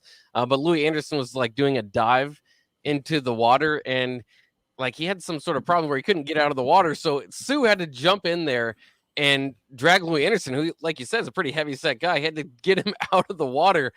So I mean, that was the most that was the craziest part of that show. But then I remember I didn't watch that show very long because there's 8 contestants, and Suh lost the first week and he's out. And then I go, all right, well, then I don't care. Then I'm out. I was only here for Suh. Yeah. But Louis Anderson, always entertaining as well. A game show host. I remember they had a cartoon of him as a kid. So I mean, very sad news that those guys passed away, but they had great careers and all the rest in peace to those guys. So we will take a quick break. When we come back, like I said, a lot of fresh faces in the Nebraska football program. We'll talk about those guys that are enrolling early. What that's going to mean for the spring game. Is this the most hyped you've been for a spring game? Let us know. 402-464-5685. Hahn of Lincoln hotline, Sutter Heyman text line 402-464-5685. Let us know how hyped you are for this spring game, because for me, I didn't think it was going to happen coming off a 3-9 season, but with an open quarterback competition and all these new guys coming in, I'm pretty hyped. So we'll talk about that stuff coming up next here on the block with Strickenbach here on 93.7 The Ticket.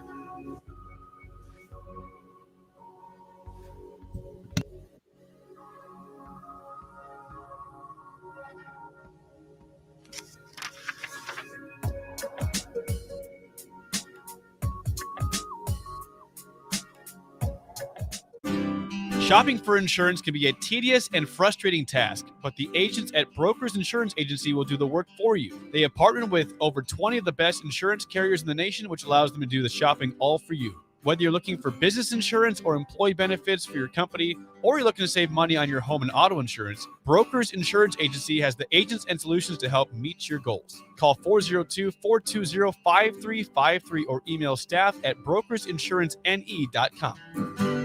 Southeast Community College is training tomorrow's workforce today with our nearly 60 career and technical programs. We are doing our part to help employers fill vacancies during this current labor shortage, graduating students with skill sets employers are seeking. We're also helping to upskill the workforce by adding short-term credentials like certificates in many programs so that employees can get retraining quickly. Learn more about upskilling with SCC at southeast.edu/academics. SCC, your path to possible. Hi, Sean Callahan here of HuskerOnline.com, inviting you to join us here on 93.7 The Ticket every Saturday morning now in our new time. We're on from 8 to 9 with the weekly Husker Online radio show. We'll give you the latest in recruiting. We'll talk about what's going on with both football, basketball, and we'll probably share a few stories from the inside. It's every Saturday morning right here on 93.7 The Ticket. It's the Husker Online radio show from 8 to 9 a.m.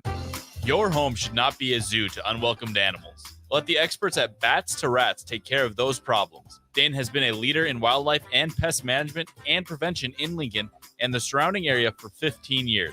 He can help you get rid of bats, rodents, and anything else. Whether it's residential or commercial buildings, schools, apartments, or churches, they're always a phone call away. Call today at 402-310-0904 or visit batstorats.com. Bats to Rats Wildlife Control and Prevention. If you're talking, they will hear you. Why are we getting killed like this? Kyle's not here. Got caught drinking beer in the park a couple of nights ago. Really? Yeah. 0 tolerance. He's out for the season. Harsh. Hey, he knew not to drink. We've made that clear to all of our kids, right? No, not really. Bill, if we don't tell them what we expect and why they shouldn't drink, how are they going to know? Sponsored by SAMHSA and Nebraska DHHS. Aired with the Nebraska Broadcasters Association and this station. Tune in to the Teammates Mentoring Hour each Wednesday from 6 to 7 p.m. on 93.7 The Ticket. Hear stories from the program started by Tom and Nancy Osborne and how it's changed mentors and mentees' lives and how you can be involved. The Teammates Mentoring Hour, Wednesday nights from 6 to 7 o'clock on 93.7 The Ticket and theticketfm.com. Working at Continental in Lincoln isn't a job, it's a career. And right now they've raised wages again and they're hiring for production operators at $22.07 per hour and other select jobs starting at $23.77 per hour, with wages growing up to $29.71 per hour. Continental also has salary jobs available and great benefits, plus medical and prescription costs at very low premiums. Dental, vision, and life insurance are offered at no premium cost to the associates. To learn more or to apply, go to continental-jobs.com with keyword Lincoln. Come work at Continental today. 93.7 The Ticket, Fox, KFXL weather. Sponsored by John Henry's Plumbing, Heating, and Air Conditioning. Your NTV first weather tonight. Cloudy this evening, maybe a few flurries. Otherwise clearing and warmer. Overnight lows 20.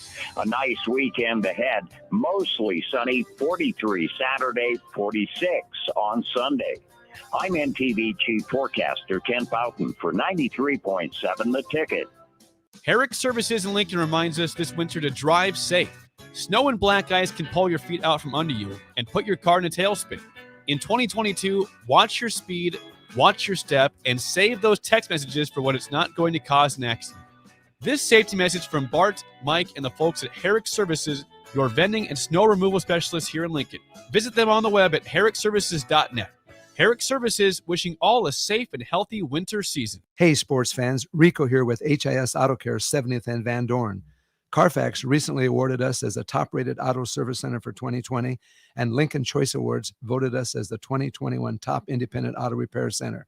Call us at 402-488-8934 for superior service bumper to bumper. Mention this ad and get 7% off. Doesn't get any better than that.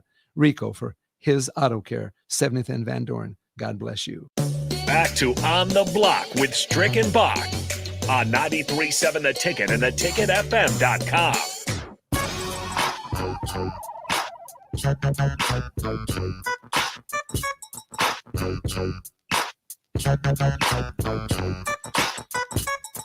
We are on the block here on a Friday on 93.7 The Ticket. I'm Jake Bachman. He is Eric Strickland, and we are rolling through things. We did want to remind you, we might get a chance for Melena to stop by from Upside Bar and Grill. I don't know if she'll make it here quite yet, but if you do, if you want to go to a nice new bar and grill, that is the place to go. Upside Bar and Lounge, excuse me. I don't want to misrepresent there. Bar and Lounge, 2801 Pine Lake Road. We've had a few get-togethers there at the Ticket and with the Ticket, I should say, and it's just been great. A lot of fun out there. And of course, they have the UFC pay-per-view, NFL playoffs. Great place to go and if you're in that area of town. One of my favorite bars, new bars here in Lincoln. Strick, I did a tease to break before that I'm kind of getting excited about the spring game. There's been all these additions to the Husker football roster. I know it's still a ways away, but I can't help it. I'm getting excited, and I wanted to hear from the listeners out there. 402-464-5685, the Sergeant Haven text line. Let us know if you are excited as I am for the spring game. I said in the first hour, my I guess my slogan for this offseason is cautiously optimistic. I'm not trying to get too excited about it. I know this has hurt me before getting too excited. So cautiously optimistic.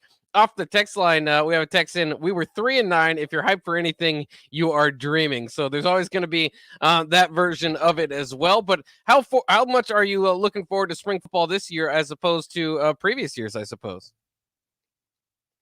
I mean, I think the things that they're looking for and what they're trying to solidify is definitely in the running back room with a bell cow type of running back, identifying somebody or a combination of running backs that can really hold down the fort and not necessarily be super committees of 4 and 5 and 1 week to the next, and the next week, you don't even see the one guy that ended up with 70, 80, whatever yards, Yeah. So that part you want to look at. You want to see who is going to win the quarterback challenge that is going to be put forth throughout the spring and the off season. You want to see what type of recruits that Mickey Joseph was able to acquire and bring, and who in the transfer portal that they were able to bring through. You want to see how that works. You want to see who's going to fill the voids of their defensive line. Yeah, I think those are things that you're going to want to see. You know what I mean? It's tough as the text lines just spoke to get excited about 3-9, but I think also it's something to the uncertainties of which in the past there was pretty much certainties. You knew who was there, who was coming back, who was going to be the quarterback. You didn't know about the running back, but now you've got some additions that you can kind of say, you know what, there might be something there, and you want to see if it's gonna pan out. So I think there's some things that are in place to really, have an eye on as to whether or not it's going to be what some of those expectations are for. And then, knowing that they're on the hot seat, knowing that maybe not next year, but knowing that they know they need to make some drastic changes. And I think some of those things that must be done, or they're going to have to probably get a significant win. They're going to definitely probably need to beat their rival. They're probably going to need to beat Iowa. And then they've got to win the games that they're supposed to win. And I think they've got to do so in good fashion, not just barely beating an Illinois or scraping by against a Northwestern. You know what I'm saying? I think they're gonna need to do those types of things. They've got to win the games that they're supposed to and do it well. It can't be going into the third quarter, you're 21-17 against Buffalo or something like that. You know what I mean? I'm not saying that's who they play, but I'm just I think you're understanding what I'm trying to say. And so I think if they can do that, they can put themselves in a position to be 500, get into a bowl game. I think that would make people feel a little bit more excited again.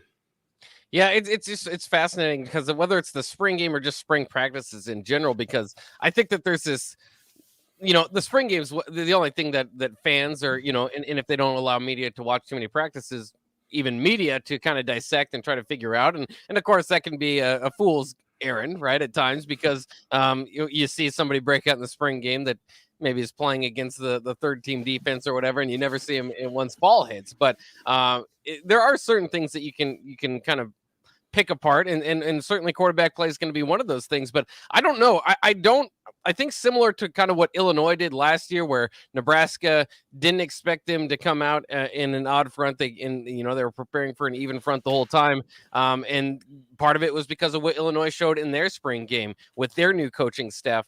I think you kind of have a layer of that happening at Nebraska this year with Mark Whipple's offense. I think they'll probably keep it pretty basic for the spring game, just because they don't want to give a hint of what's coming. But at the same time, you do want to put those quarterbacks kind of under the pressure for a few of them. And, they've all played in front of big crowds, whether you're talking about Casey Thompson, who obviously had a high level at Texas. Chubba Purdy was able to get into the game a few times at Florida State. We know Logan Smothers played at Iowa, or in the game against Iowa, I should say.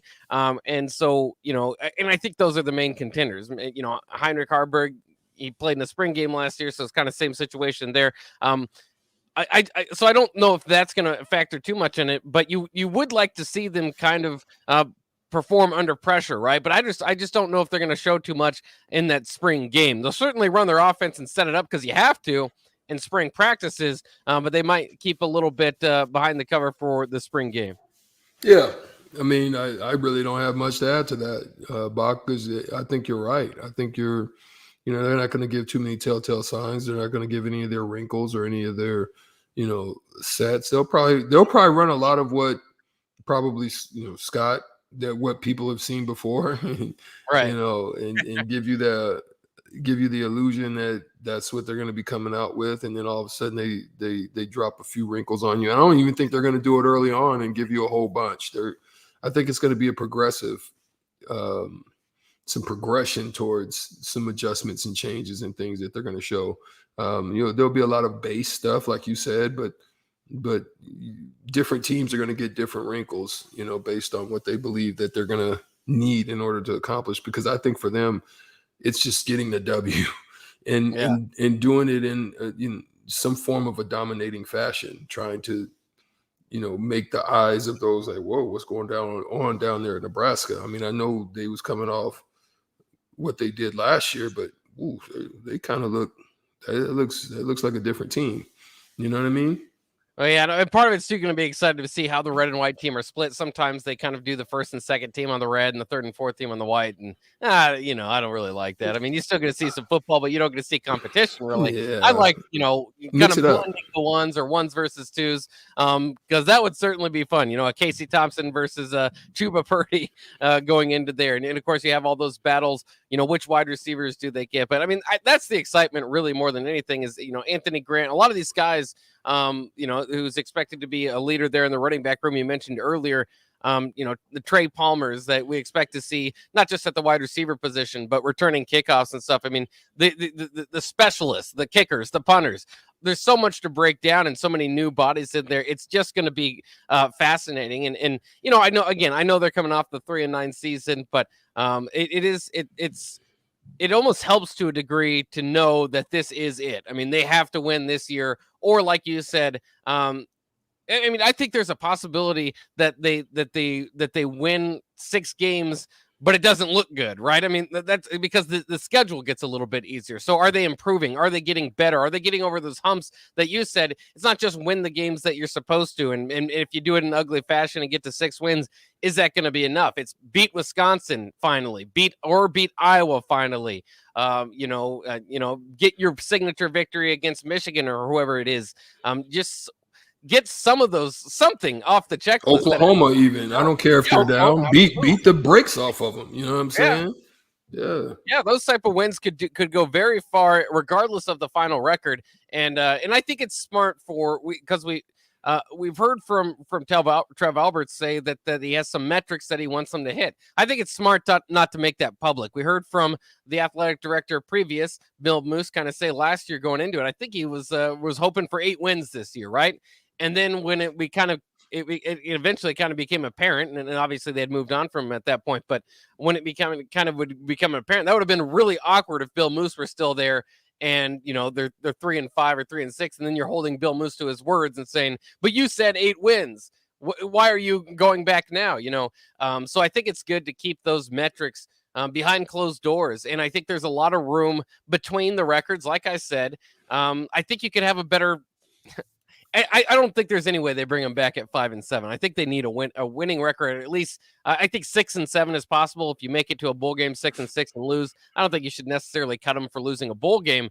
But I do think that there could be a difference between a 7-6 team and a 5-7 team or whatever, where the 5-7 team's better. The 7-6 team maybe had an easier schedule, of course, comparing this year to last year's Nebraska team, or just kind of one ugly, barely got by, and winning matters now here at Nebraska after going through that season of just not getting any. But it also just has to look like it's going somewhere. But I also hope there's patience for it to allow it to get to be going somewhere, because this is a lot to throw in and expect it to be ready to roll, in week 1. You have a lot of everything. You've got to make adjustments to what the new system is. I mean, you see it in NFL a lot, when there's significant turnover over 2-3 years, a new OC or a new DC, you know what I mean? And those, then you go from a 4-3 to a 3-4 or a 4-4 or whatever the case may be.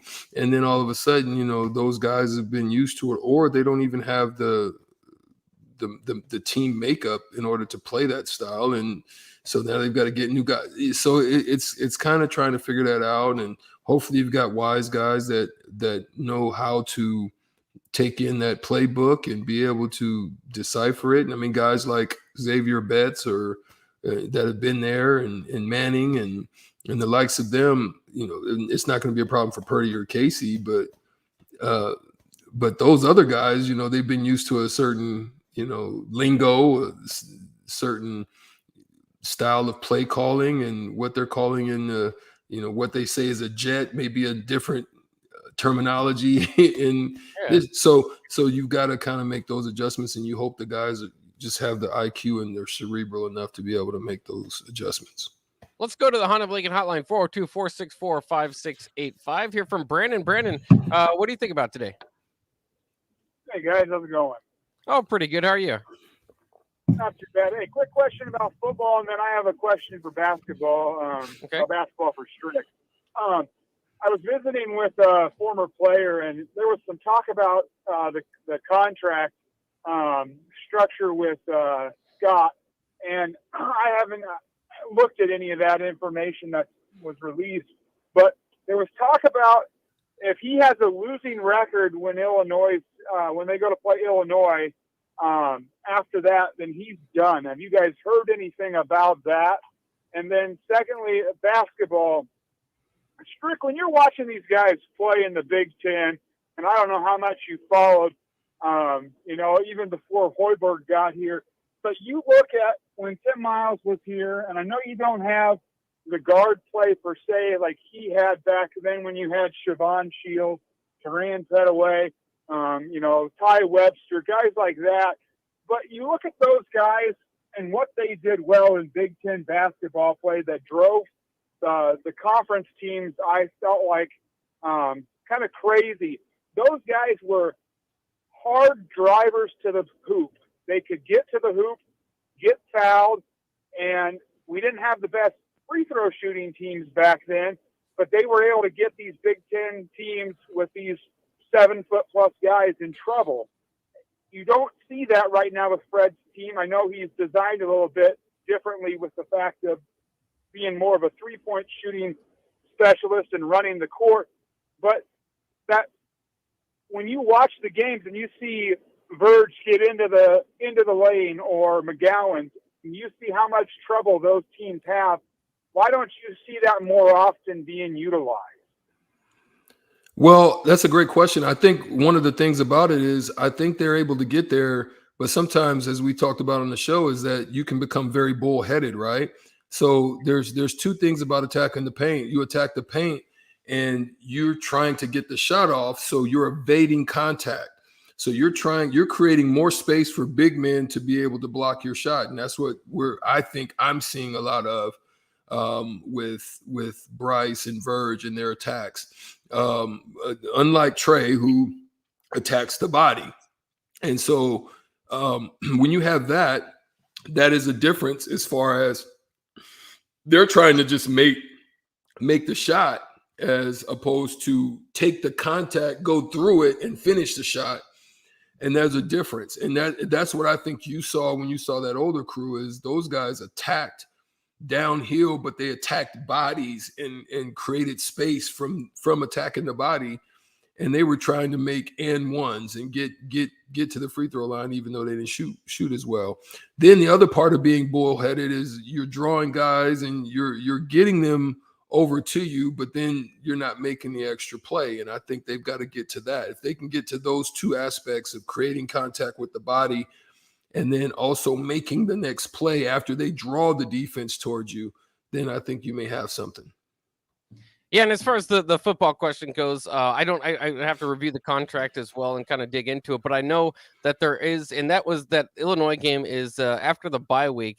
So if he's looking at that, I think there are certain times, a time period in the contract where the buyout drops, break down, right? And that's might be right around there. That might be kind of what he was hearing from. I don't think it necessarily said he was done. I just think that the buyout drops, which puts it in a better position to be able to move it if they want to do that.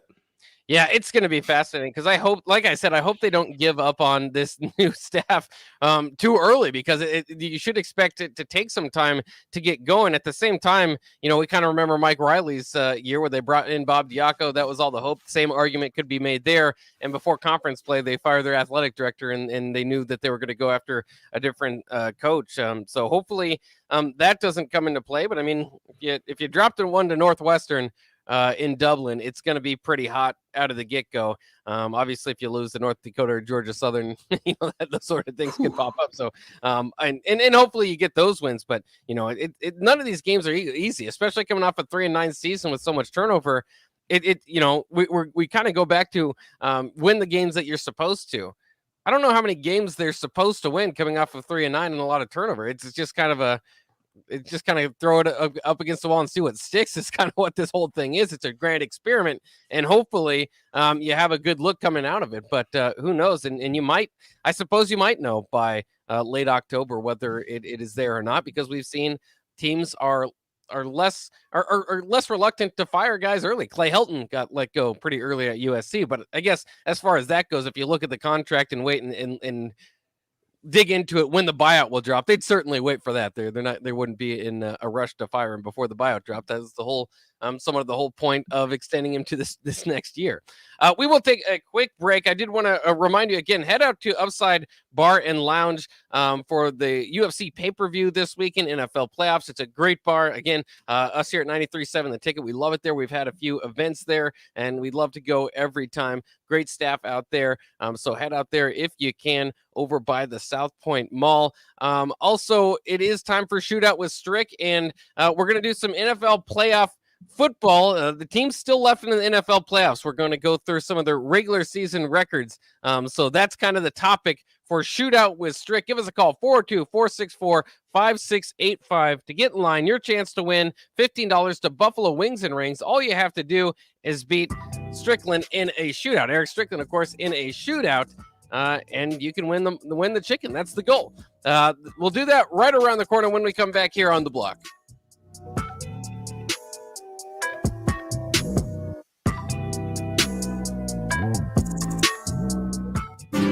Shopping for insurance can be a tedious and frustrating task, but the agents at Brokers Insurance Agency will do the work for you. They have partnered with over 20 of the best insurance carriers in the nation, which allows them to do the shopping all for you. Whether you're looking for business insurance or employee benefits for your company, or you're looking to save money on your home and auto insurance, Brokers Insurance Agency has the agents and solutions to help meet your goals. Call 402-420-5353 or email staff at brokersinsurancene.com.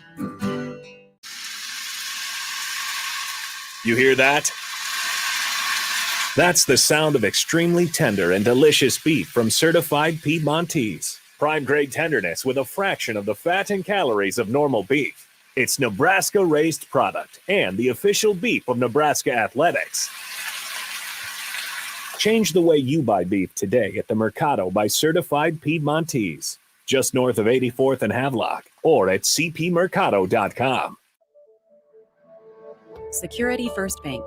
We're the bank, and we make your mortgage more manageable with flexible terms, trusted advice, and competitive rates.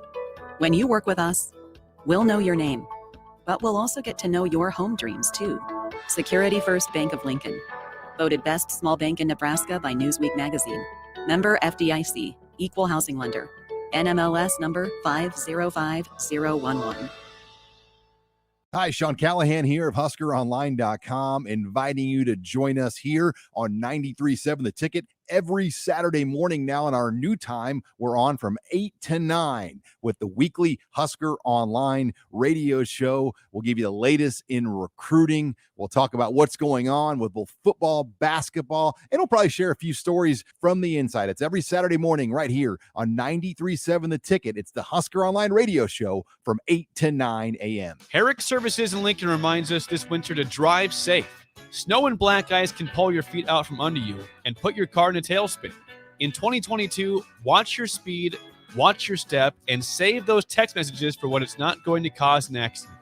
This safety message from Bart, Mike, and the folks at Herrick Services, your vending and snow removal specialists here in Lincoln. Visit them on the web at herrickservices.net.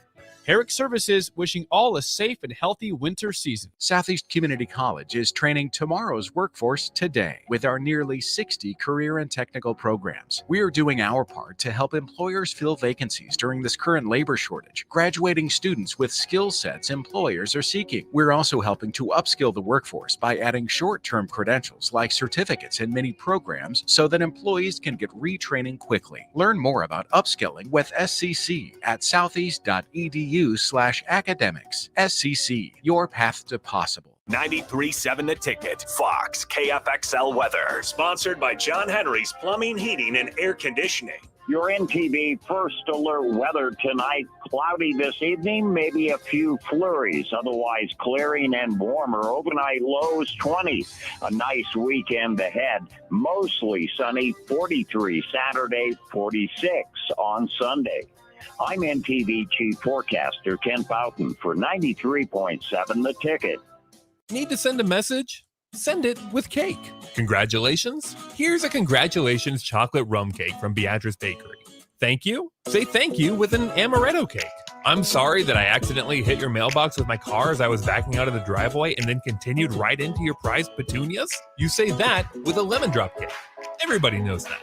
Beatrice Bakery in downtown Beatrice or online at beatricebakery.com. Here to help you say whatever it is you need to say. Welcome to our world of yum. This is Dan Friedman. In recent years, over 1/3 of all Nebraska traffic crashes have been caused by drivers aged 15 to 19. If you're a teen driver, don't become another statistic. Keep your eyes on the road.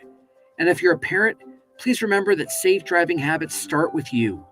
This message is brought to you by Friedman Law Offices. For almost 60 years, helping injured people.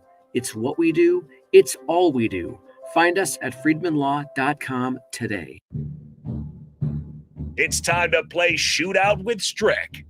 Call now, 464-5685, to take your shot against Eric Strickland. Shootout with Strick. Brought to you by Buffalo Wings and Rings. Time to play the game!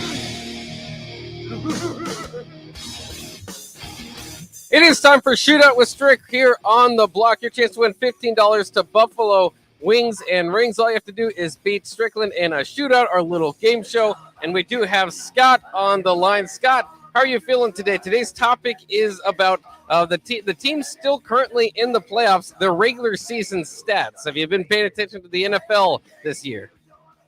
Oh, here and there. All right, well, that will help.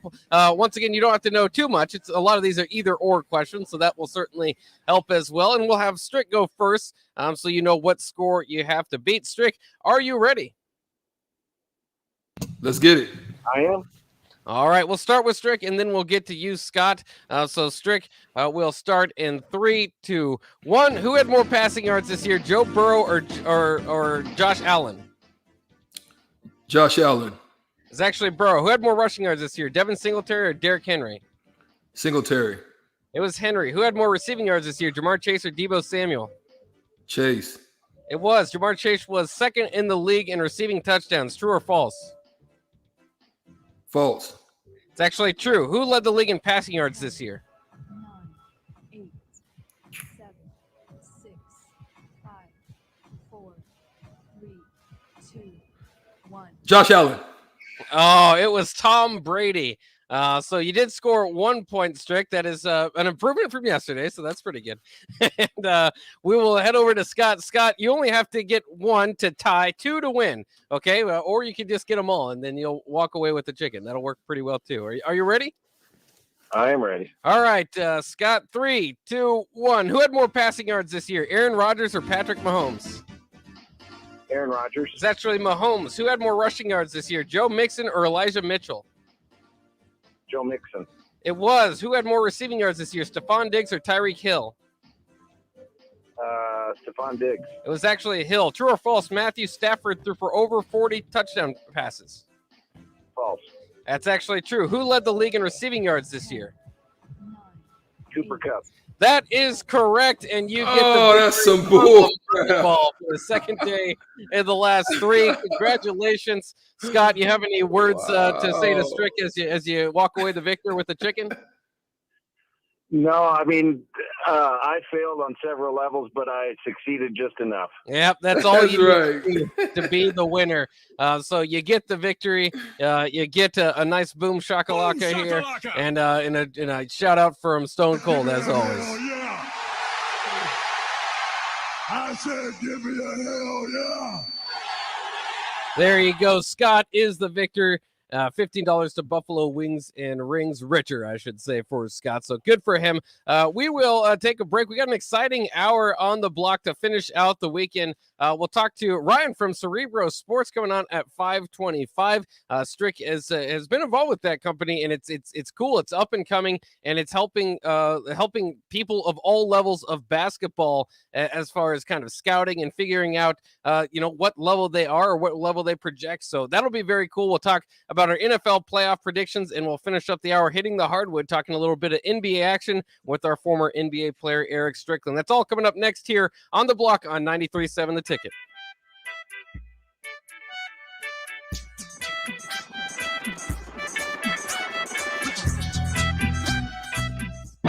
This is your High School Minute. With your Southeast Community College High School Minute, I'm Harrison Arns. In boys basketball on Thursday, Lincoln High won over North Fork 65-52. Vincent Garrett for Lincoln High led all scorers with 23 points. Lincoln Lutheran edged out a win over Archbishop Bergen 49-48. Lincoln Northeast won over Lincoln Southwest 55-51. Xander Beard helped push them to a win with 21 points. Switching to girls basketball, Fremont dominated in their game against Lincoln Southeast 81-41. McGabe for Fremont would end the game with 33 points. Lincoln High beat Norfolk 60-31, and Waverly won over Wahoo in double overtime 47-45. In recent news, Gretna has been stripped of its 2021 state football championship title by the NSAA Board of Directors for having an ineligible player on their roster. Gretna will have to return the state trophy, but individual medals will not be required to be given back. This has been your High School Minute, sponsored by Southeast Community College, with locations in Lincoln, Beatrice, and Milford. Learn more today at southeast.edu. Have you been told your furnace has a cracked heat exchanger? Before you spend money needlessly, call Bryant for a free second opinion. Bryant Air Conditioning, Heating, Electrical, and Plumbing, 467-1111. This is Dan Friedman. In recent years, over 1/3 of all Nebraska traffic crashes have been caused by drivers aged 15 to 19. If you're a teen driver, don't become another statistic. Keep your eyes on the road. And if you're a parent, please remember that safe driving habits start with you.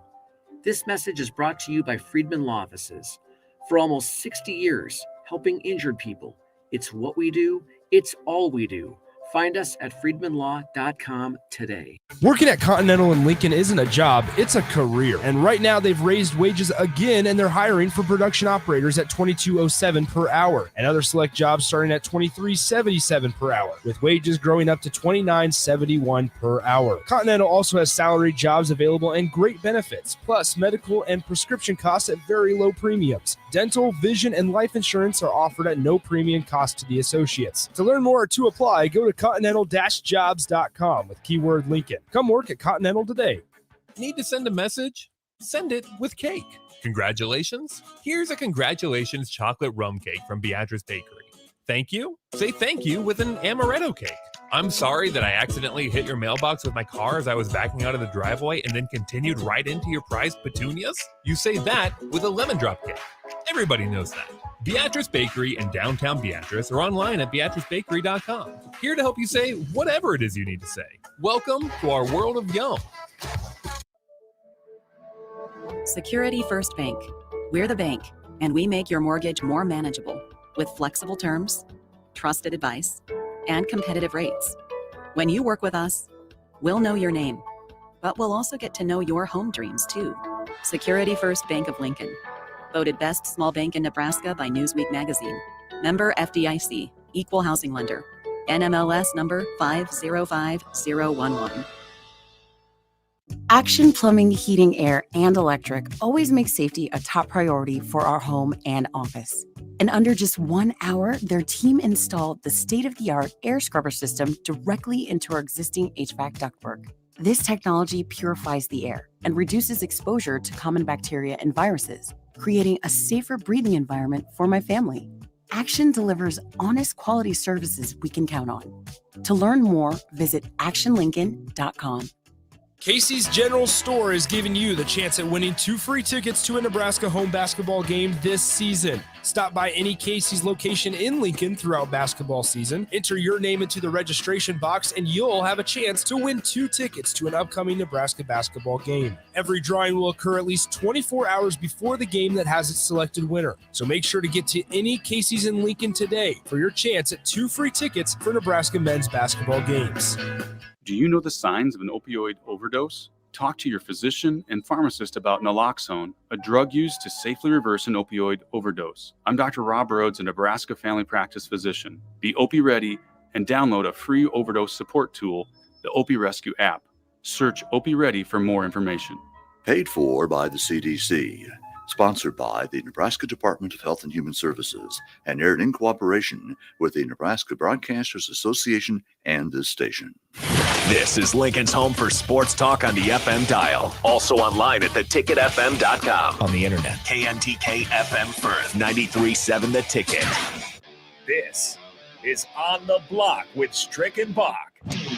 Nebraska Basketball Hall of Famer and 9-year NBA vet, Eric Strickland. Strickland for 3! And you're going to go out of here as the Big 8 tournament champion. 93.7 The Ticket veteran and Creed stan, Jake Bakovic. I love that band, Creed.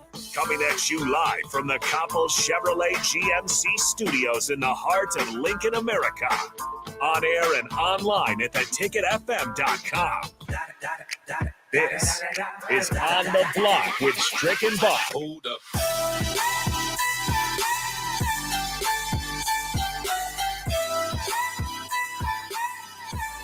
Welcome back on the block. I'm E. Strick, and that is my partner, Jake Bakovin. Thank you for joining us tonight. We're on the second hour of On the Block with Strick and Bach. We're going to talk NFL football right now. Bach, you ready? Oh, I'm ready for some more playoff action. Wild card weekend had me licking at my chops for some more playoff football. It's the crazy thing about it is Super Wild Card Weekend. Not that it didn't produce any significant upsets over the time, other than the Cowboys, but We won't go into that one right now. We probably have some good Cowboy fans on here listening. But it did set the table for the divisional rounds and some potential historical greatness. Why? Excuse me. Why do we ask? Bach, you ready? Because you have matchups between Josh Allen versus Patrick Mahomes. You have Aaron Donald versus Tom Brady. You have Kyle Shanahan versus Aaron Rodgers. And you have Joe Burrow versus the top-seeded Tennessee Titans. So we've been watching football. We've been excited about these playoffs. It is looking like it's going to be a very compelling NFL season in the finals as far as the playoffs are concerned. There's only 8 teams left to go. It's about to go down this weekend, starting with some wonderful games. We'll get into them right now. We'll talk about Saturday, January 22nd. We have the Cincinnati Bengals at the Tennessee Titans at 2:30 on CBS. The Titans are expected to get their super running back Derrick Henry back, who they say is looking like big Debo, big swole right now. And they'll get a big boost into their offense. It's going to be a tremendous shootout. And I think personally that the home team will have the edge in this particular classic. What do you think about this the Cincinnati Bengals and Tennessee Titans competition this weekend? Well, I'm excited to see it. I think of the games, it might kind of get lost. It doesn't have the brand names as maybe the Packers or Tom Brady carrying it. The Chiefs, obviously with Patrick Mahomes. Those kind of other games are maybe it be the least exciting game, but it's still pretty darn exciting, especially if you follow Zach Taylor, of course, the Bengals coach, former Husker quarterback. Huge victory for the Bengals last year, first playoff victory since 1991, I believe. And the Titans, the number 1 seed that kind of gets overlooked because of Derrick Henry, but they did pretty well without him.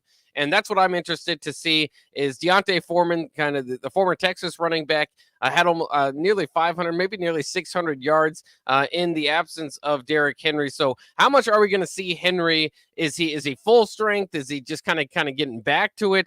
I think that either way, you feel pretty good about the way they've been playing, and Deontay Foreman is a capable backup, but nobody's Derrick Henry. So obviously they're going to be lifted quite a bit if he's full go. If you can get 20, 25 carries out of him, go back to that game plan. That's the Tennessee Titans that are dangerous.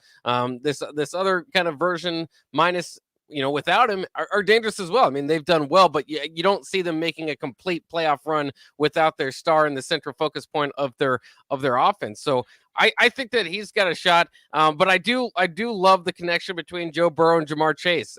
Much has been made about the fact that Burrow will say the same thing he did at LSU. If you have one-on-one coverage with Chase, I'm throwing it up to the 21-year-old because he usually comes down with it.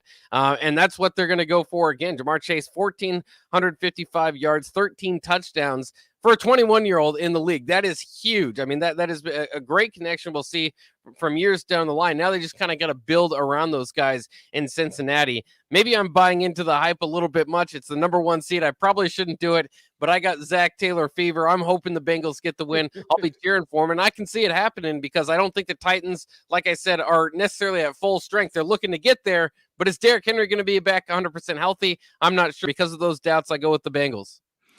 All right, so you're rolling with the Bengals. I am going to say the Titans is going to win this game. I think it's going to be pretty close. I'm going with 34-28. I think they're going to pull it out. The next game we have is a hot one. This is a classic rivalry right here going on with the San Francisco 49ers at the frozen tundra of Green Bay. The Packers at 6:15 on Fox. So the temptation is to look upset right here, especially after the way the 49ers had finished their season with the wonderful comeback win and also the big win in the wild card weekend, the big upset, the only upset. But me personally, I've got a little thing that gives me a little hesitation on my temptation. But what do you think about this, and who do you think the outcome will turn out to be? Well, like you said, it's a helmets game. It's a beautiful game between two historic franchises, and kind of it's basically a well-run franchise with the 49ers without a whole lot of star piece. Of course, Deebo Samuel, one of the most versatile players in the league. I should just say kind of without their quarterback piece in play against a franchise that is always arguing amongst itself, a lot of internal problems there. But Matt LaFleur has been able to guide the ship the right way. They've, of course, had problems in the playoffs before with him, but Aaron Rodgers is always going to give you an opportunity there.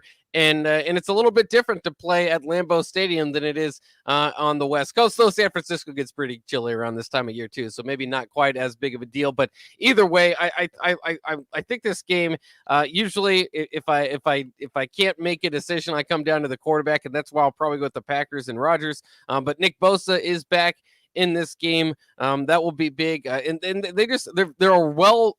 I think they're a pretty complete team. The 49ers just are a well-run franchise. I've been saying it for years. And without a quarterback, I mean, they have two maybes there, right? Jimmy G, maybe if you make another playoff run, it'd be hard to bench him. But they have Trey Lance there, and is he the future?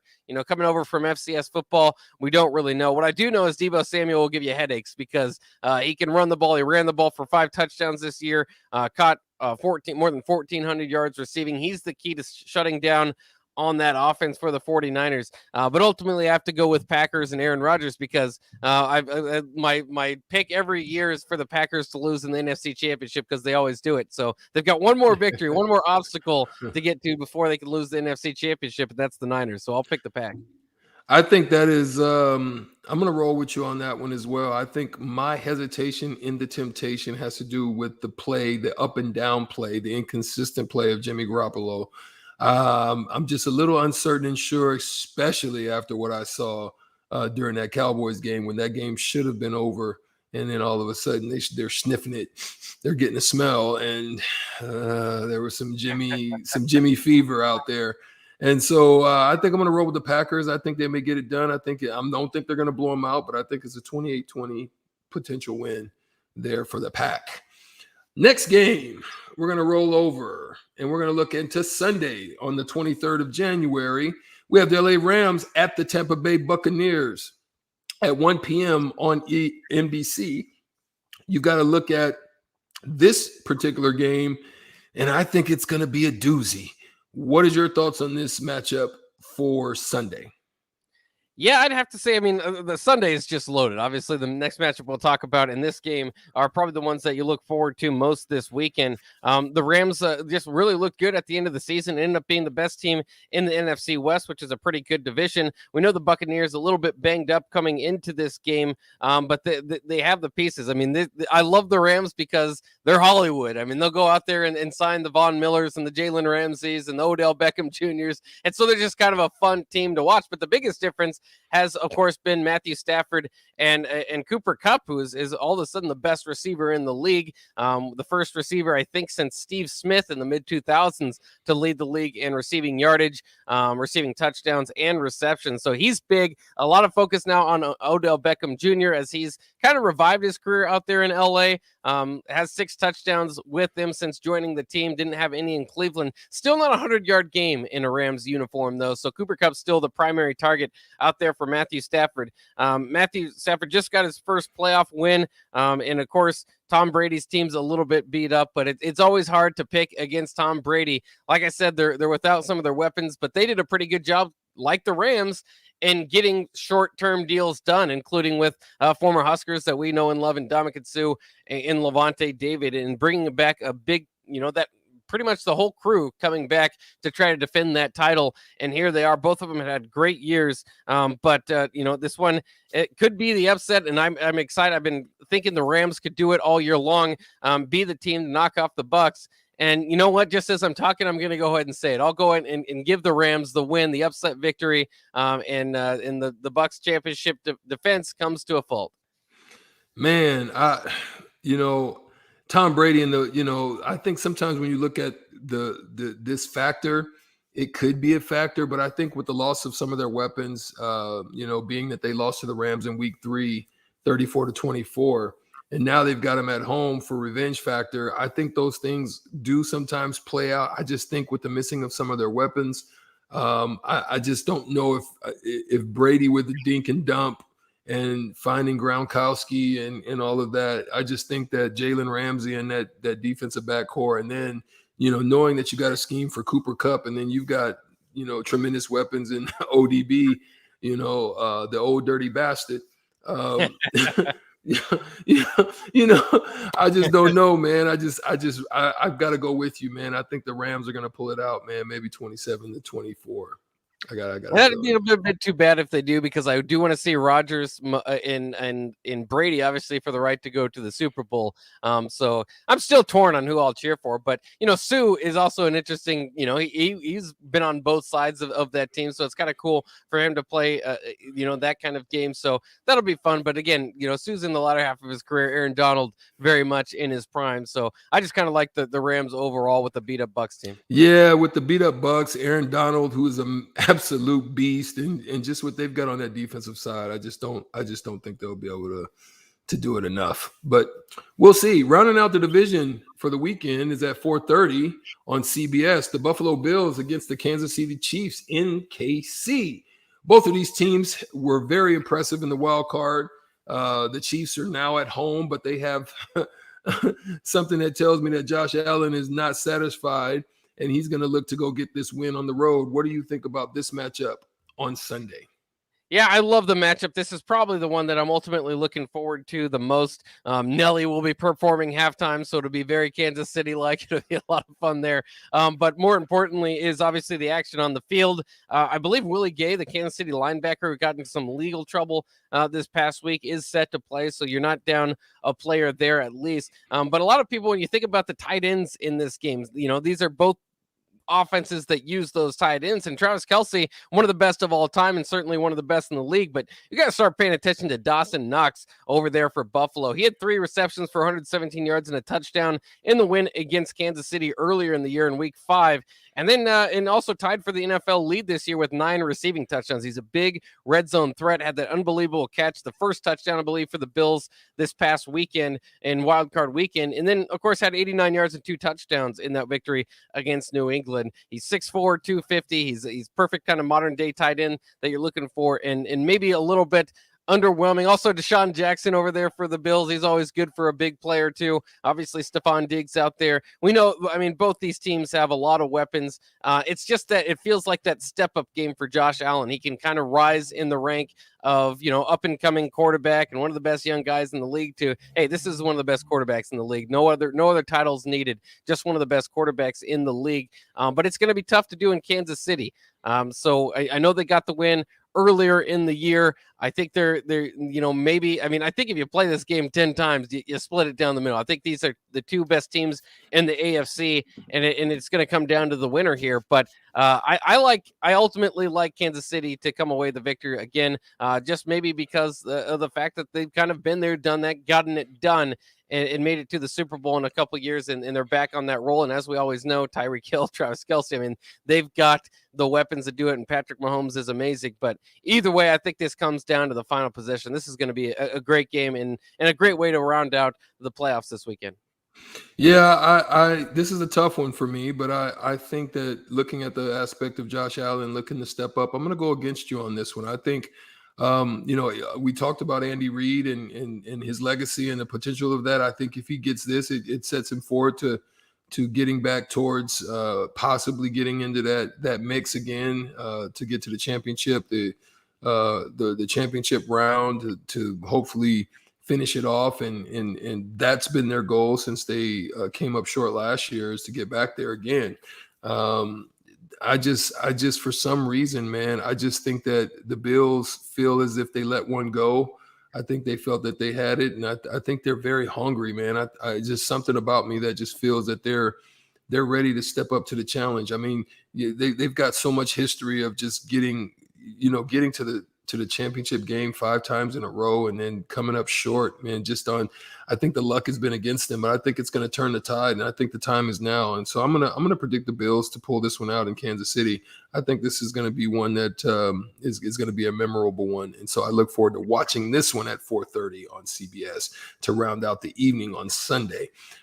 So I think that covers it, man. I mean, there's really not much else to talk about. I mean, there's, like we said, there's some great just matchups. There's some great stories. I mean, it's a lot. I mean, I think the ratings have been shooting through the roof because of the way that the teams have been performing and playing, and just so many eyes have been on it and been excited about it. It's been so much turmoil and trouble and issues and problems, and then, you know, the changing of the COVID policies. I mean, it's just been so much, and it's been good to see this come to a culmination of some great football at the end of the season. And so this divisional round, I think, is going to be an excellent one.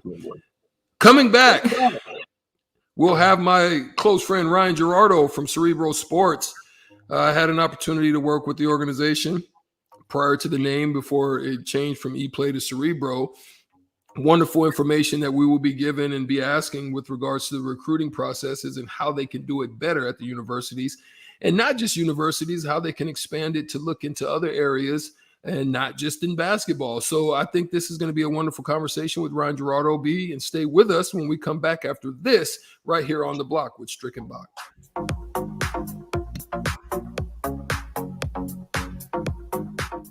Action Plumbing, Heating, Air, and Electric always makes safety a top priority for our home and office.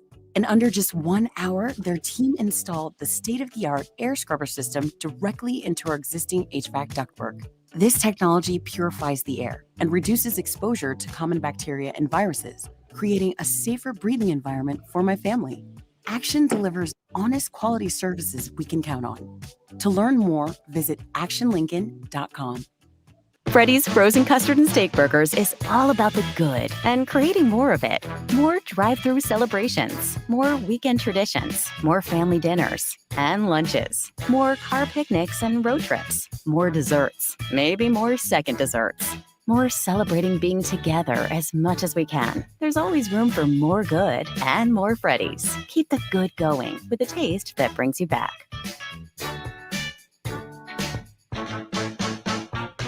This is Dan Friedman.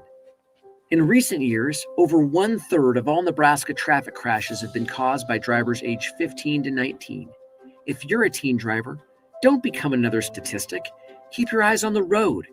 And if you're a parent, please remember that safe driving habits start with you. This message is brought to you by Friedman Law Offices. For almost 60 years, helping injured people. It's what we do. It's all we do.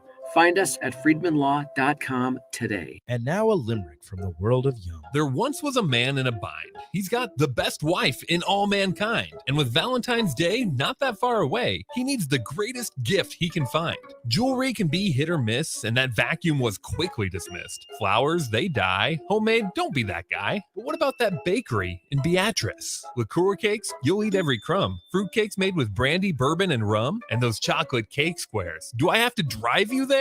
Get yourself to the world of Yum. Hi, Sean Callahan here of HuskerOnline.com, inviting you to join us here on 93.7 The Ticket every Saturday morning now in our new time. We're on from 8 to 9 with the weekly Husker Online radio show. We'll give you the latest in recruiting. We'll talk about what's going on with both football, basketball, and we'll probably share a few stories from the inside. It's every Saturday morning right here on 93.7 The Ticket. It's the Husker Online radio show from 8 to 9 a.m. Hi, this is Sean Callahan with Koppel Chevrolet GMC. New vehicle production has been increasing, but the lots will not be filling up anytime soon. In fact, most vehicles are being pre-sold and are leaving the same week as they arrive. If you want your new Chevrolet or GMC, this is a great time to build a vehicle and place an order. Our sales team will work right with you to build the exact vehicle you want. At Koppel, we appreciate your business and sell vehicles at a fair price. So come check us out or visit us online at koppelcars.com. Casey's General Store is giving you the chance at winning 2 free tickets to a Nebraska home basketball game this season. Stop by any Casey's location in Lincoln throughout basketball season. Enter your name into the registration box, and you'll have a chance to win 2 tickets to an upcoming Nebraska basketball game. Every drawing will occur at least 24 hours before the game that has its selected winner. So make sure to get to any Casey's in Lincoln today for your chance at 2 free tickets for Nebraska men's basketball games. Are you one of those people who thinks it's okay to drive stoned? I mean, what's the worst that can happen? You end up driving below the speed limit? It's no big deal, right? Wrong. The truth is, your reaction times slow way down when you're high. you not only put yourself in danger, but everyone around you. Talk about a buzzkill. Stop kidding yourself. It's not okay to drive high. If you've been using marijuana in any form, do not get behind the wheel. If you feel different, you drive different. Drive high, get a DUI. Paid for by NHTSA. When everything is changing, you need a store that's a constant. A store that has the brands your family loves and the value that you need. A store where you can stock up, pick up, and drive up. A store that's close to home and feels like home. A store that puts the health and safety of you and your family above all else. And a store that's always here to help. At Kohl's, we don't know what next year will look like. We just know that we'll be here for you no matter what. Kohl's, here today, here to stay. See store or Kohl's.com for details. Southeast Community College has learning centers in Falls City, Hebron, Nebraska City, Plattsmouth, Wahoo, and York, so that you can take credit and non-credit classes at a center nearby without having to travel an hour or more to campus. By taking online classes and those at a learning center, you can earn your degree from SEC where and when it's convenient for you, all at a cost that won't stand in the way of your education. Learn more about SCC's learning centers at southeast.edu/learning centers. SCC, your path to possible. Back to On the Block with Strick and Bach on 93.7 The Ticket and theticketfm.com.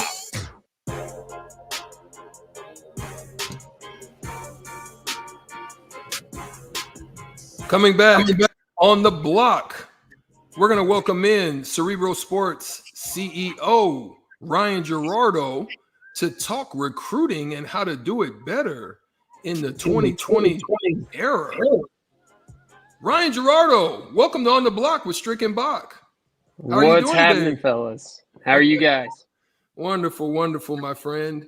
How's everything going down there in good old Dallas, Texas? Man, it's cold. I'm sure it's got nothing on Nebraska, but it feels pretty cold to a Texan. Well, yes, sir. We thank you for joining us here on the Block. Listen, we wanted to bring you in because we're very aware that you have a wonderful product that you're offering out there to universities. I think the funny thing is people think that you're only stuck in universities. You have a wide variety of tools in which many people can use. And so we want to kind of give you a platform to a little bit talk about it and how universities and how marketing organizations and how NBA teams and I think what's awesome about it too is that you're not limited to basketball. Is that right? That's long term. That's 100% right.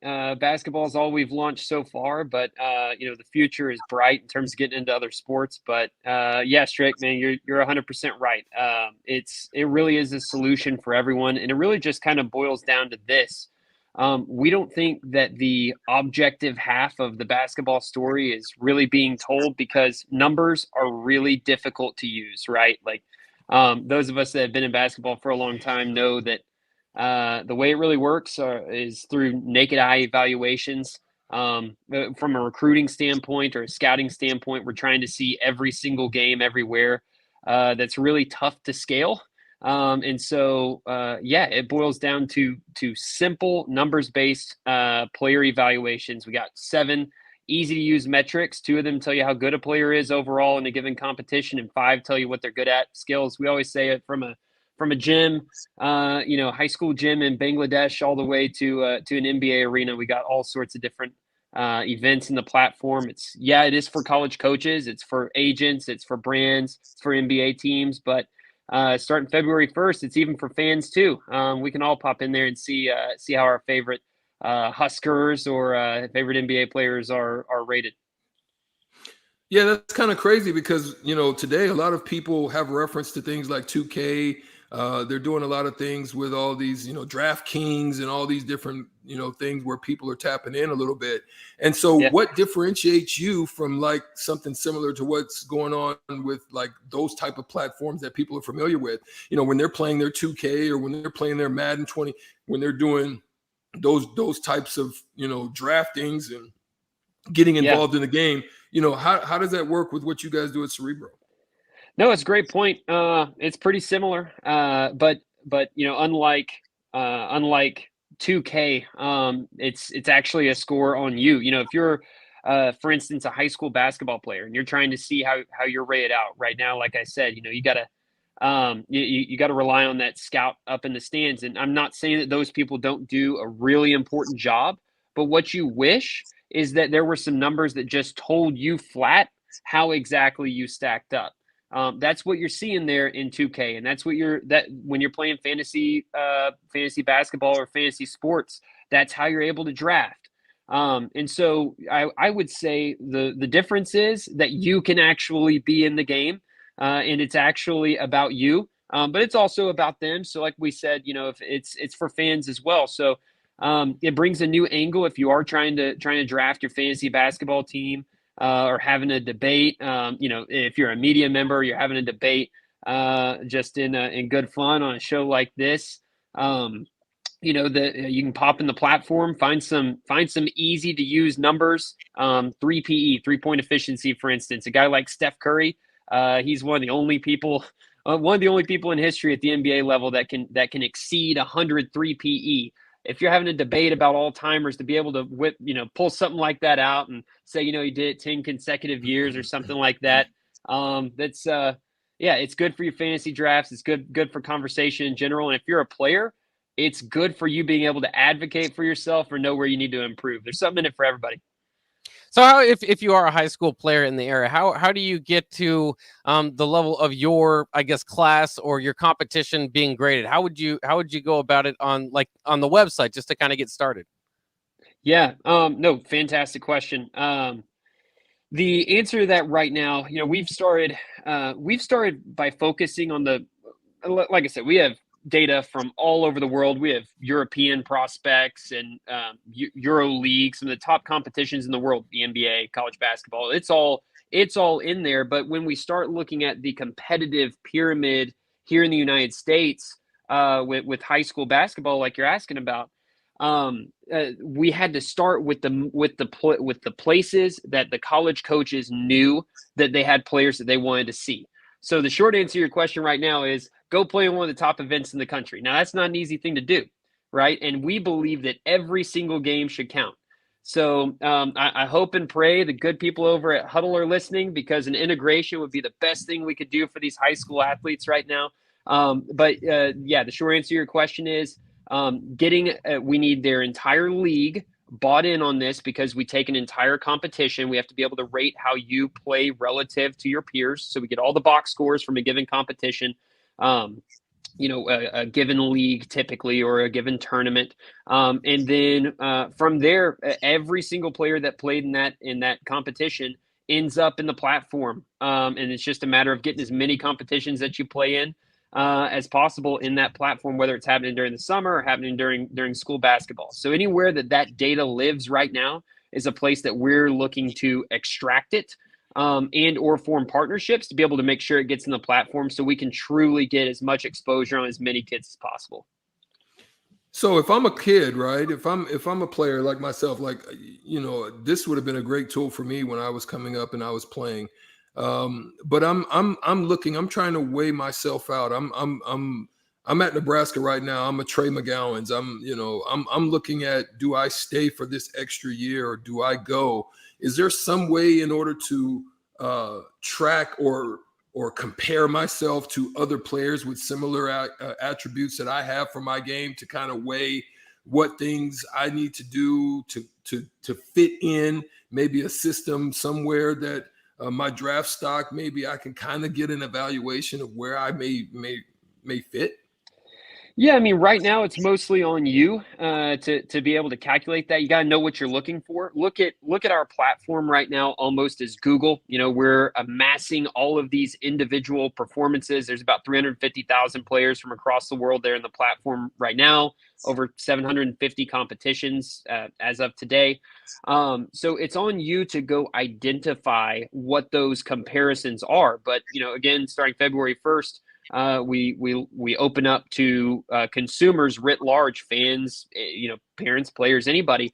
You as long as you're cataloged among those 350,000, you've got the ability to look yourself up, see how you stack up, and then go try and find performances that are similar to yours, to be able to make a case, that, hey, I am this guy or this player, or to know where to improve to be able to get to that level. But sure. Yeah. So what you're saying, let me just make sure I'm hearing you. So if I'm a parent, right, and I'm living vicariously through my son or my daughter, right? That never happens. That never happens. Right. And I'm sitting here and I can have, so you're saying I could have those real in-depth conversations with them. I could log in, take a look at what my son or daughter is doing, and then at that point be able to really have those real discussions with them about where they need to work on and where they need to improve. So I can either get with their scouting or their trainer or whatever and really have those types of discussions. That's what you're saying? That's exactly what I'm saying. There are 7 metrics that we lay on top of basic box scores that everybody's got. If you got a Huddle account, you got it. 7 metrics that we lay on top of basic box scores that evaluate how you look, and then seeing that built out from one competition, whether it's a high school season to a weekend tournament, seeing that from one sample set to the next to the next to the next, you can identify how you're trending. We actually have an investor. She's out of West Virginia, but she has a great story. She an unfortunate story for her, but a very poignant one, right? Because she has a kid, a son that was promised by this skills trainer that he was gonna get him a D1 scholarship. Lo and behold, that does not happen. The reason why she backed us is because she realized that I wouldn't have wasted $15,000 on what amounted to be a failed course of training, a failed regimen of training that did not get me to where I thought it was going to get me. I would have known that a lot sooner had I been able to identify how things were trending and use it as a player development tool, exactly like you're saying right now. And it's kind of fun just to go through the site because there's so many different uses for so many different type of people. For coaches, Sure. I mean, not just the Nebraska coaches, which is obviously if they're listening as well, but for coaches, Come on, guys.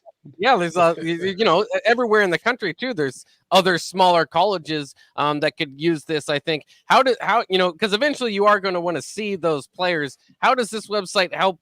I guess kind of narrow down that field of what you're looking to go out there and see, and which guys you're going to scout. I mean, that's exactly what it does. If you're a recruiting coach, doesn't really matter what level you're at. If you're going to spend 1,000 hours recruiting, do you want to spend 1 hour shotgun approach? You're going to spend 1 hour on 1,000 different potential player prospects. I mean, think about all you have to do to eventually offer or bring a player onto your team. You have to watch their games. You have to meet their parents. You have to meet their high school coaches. A lot of times their club coaches. Talk to the naked eye scouts in the area. Check the grades.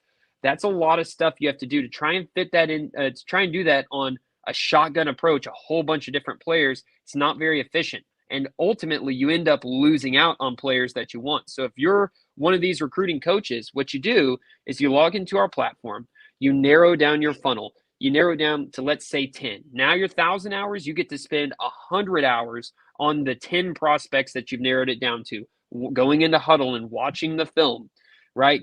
Choosing the right events that you need to go to, calling those naked eye scouts that I said are by no means made obsolete by this. The whole ecosystem is simply made a lot more streamlined and a lot more efficient. It's the other half of the story that the space has needed for so long to be able to do the jobs that they're already doing well, even better. Wonderful, wonderful information, man. So tell us how can those of our listeners right here on 93.7 The Ticket, theticketfm.com. You can also find us on YouTube, Facebook. You can find us on platforms of Google as well as Apple and any of those, Twitch as well. But we're here at 93.7 The Ticket FM. How can any of our listeners find you if they have interest in tapping into what you have to offer there at Cerebro? Yeah, we'd love to have them. Like I said, we are launching our public accounts beginning February 1st. If you'd like to go get pre-registered for those, just head over to cerebrosports.com. We'll have a waiting list waiting on you. Feel free to go check us out on social media if you're trying to keep up with some of these top high school players or even some college and some pro stuff. If you want to see it done by the numbers in a way that's simple, easy to understand, just at Cerebro Sports on most social media platforms. Well, that's awesome, bro. Listen, is there any is there anything like, how does it work? One last question. How does it work for like a sports agency? Why would a sports agency, or why would a marketing firm, so to speak, what would be the use that they would have? I heard you say that. I just wanted to, just make sure to ask that question. Why? Yeah. What would be of use to it for them? Well, I think it's true now, even with college players, with the advent of NIL, right? They're having to they're having to make decisions regarding investments that they're making in players, and so how quickly can you get to a player to be able to evaluate them, to make that investment? A lot of times they look at things like, if you're a brand, or if you're NIL, you're going to look at the amount of social media followers they have. There's some great platforms. Nebraska former football player founded Open Doors, for instance. That's a great NIL platform that does a great job of looking at how on the social media side of things, players are making an impact. Well, if you're a marketing brand, you want to know that, sure, but you also want to know that they're going to be able to perform on the court. What's the upside? Theoretically, if they're really good, aren't they going to be growing a following, all things being equal? So it's just a matter of knowing where you need to allocate your investments. Thankfully, now those investments are able to be made directly in players. Any other questions you have, Bach? Oh no, I think I got all my questions out. Good man. It's very intriguing stuff, though, Ryan. Man, I've been grateful to have some insight on the early stages, and just to listen and to tap into you based on our our relationship that we've had over our 3 years that we started working together with ePlay, and it's been phenomenal to watch you transition from what it was. I also think that it's sad to say, but COVID has actually been a benefit to you at Cerebro, because I remember when I was talking to coaching friends of mine, and they would be like, man, how can I do this? How can I evaluate this kid on a Zoom call? They're sending me the highlights of his best plays. Yeah, but what about the other 30 minutes? You know what I'm saying? It's like, so you have these crazy dynamics. And I think, what you guys are doing at Cerebro just adds an extra dynamic, an extra buffer. As you said, it's not taking away from what the other people, do and have done for all the years, but it's just adding a little bit something else, and that's tangible for them to be able to assess and make better judgments on. I remember, when we were looking at Bo, we looked at his metrics, and yes, his metrics were off the chain. And then we looked at John Moran, and everybody was like, really? And then we were like, the numbers, Really? the numbers was like, really? John Moran, like, you better get him, So yeah, just want, finish off with that, and then we'll let you go, man, about your day. We appreciate it again. Oh man, well I've been grateful to be able to pop on with you guys, but no, you're exactly right. It's really simple when you take a step back. It's not rocket science. The data, the way that players are performing on the court. In basketball, we always like to make it about the naked eye or analytics. It's got to be one or the other, and it doesn't. It's actually both. Let's have a level-headed conversation and realize it's actually both, because who you are on the floor, for the most part, not completely, but for the most part, bears itself out in a box score. You take a look at those box scores over a long period of time, you end up deriving analysis from it. In our case, those 7 metrics, and they look like what you would see if you were to watch. So we get blinded and caught up sometimes in the biases and in the hype. And when you just look at it flat on paper, all of it starts to make a lot more sense. And it eventually can absolutely get to a place where you can project out, where appropriate fits are a little bit earlier just by looking at the data. Same kind of thing you're trying to do in fantasy sports right now, right? That's awesome. Thank you for joining us on the block with Strick and Bach at 93.7 The Ticket FM. Ryan Gerardo of Cerebro Sports, we appreciate your time. Join us again maybe down the road and let us know how you guys are progressing. Hey, let me know when I can pop on. Good to see you guys. All right. We'll be right back after this on the block with Strick and Bach right here on 93.7 The Ticket.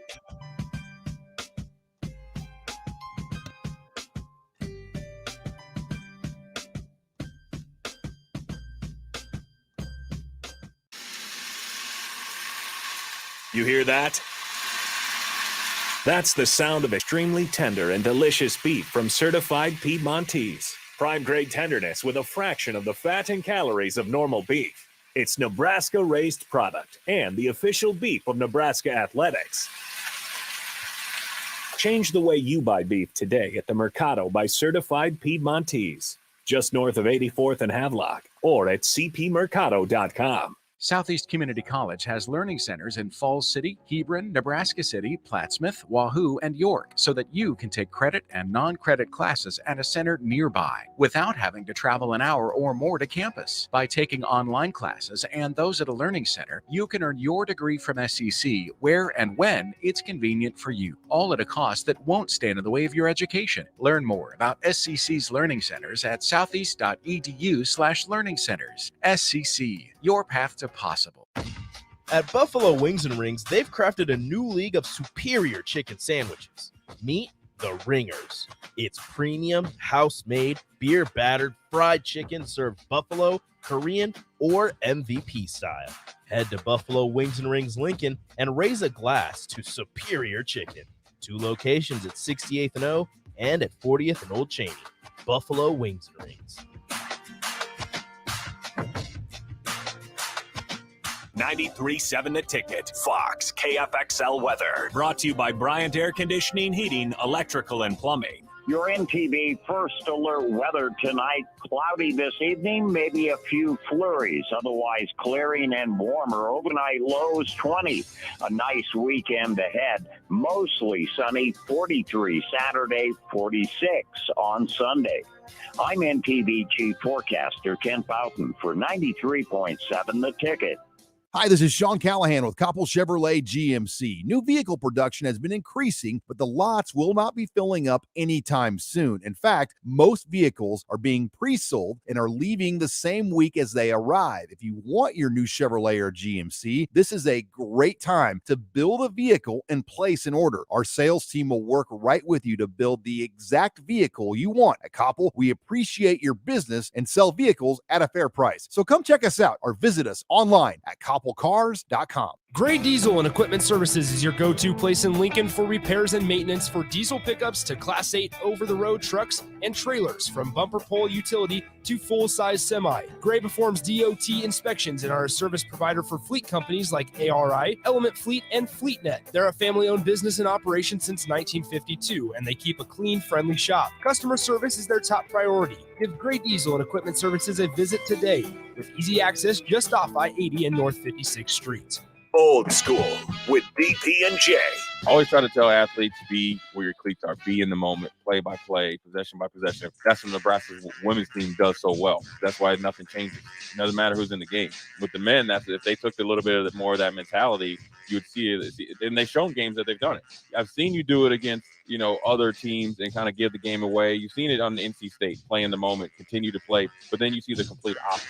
On 93.7 The Ticket and theticketfm.com. Casey's General Store is giving you the chance at winning 2 free tickets to a Nebraska home basketball game this season. Stop by any Casey's location in Lincoln throughout basketball season, enter your name into the registration box, and you'll have a chance to win 2 tickets to an upcoming Nebraska basketball game. Every drawing will occur at least 24 hours before the game that has its selected winner. So make sure to get to any Casey's in Lincoln today for your chance at 2 free tickets for Nebraska men's basketball games.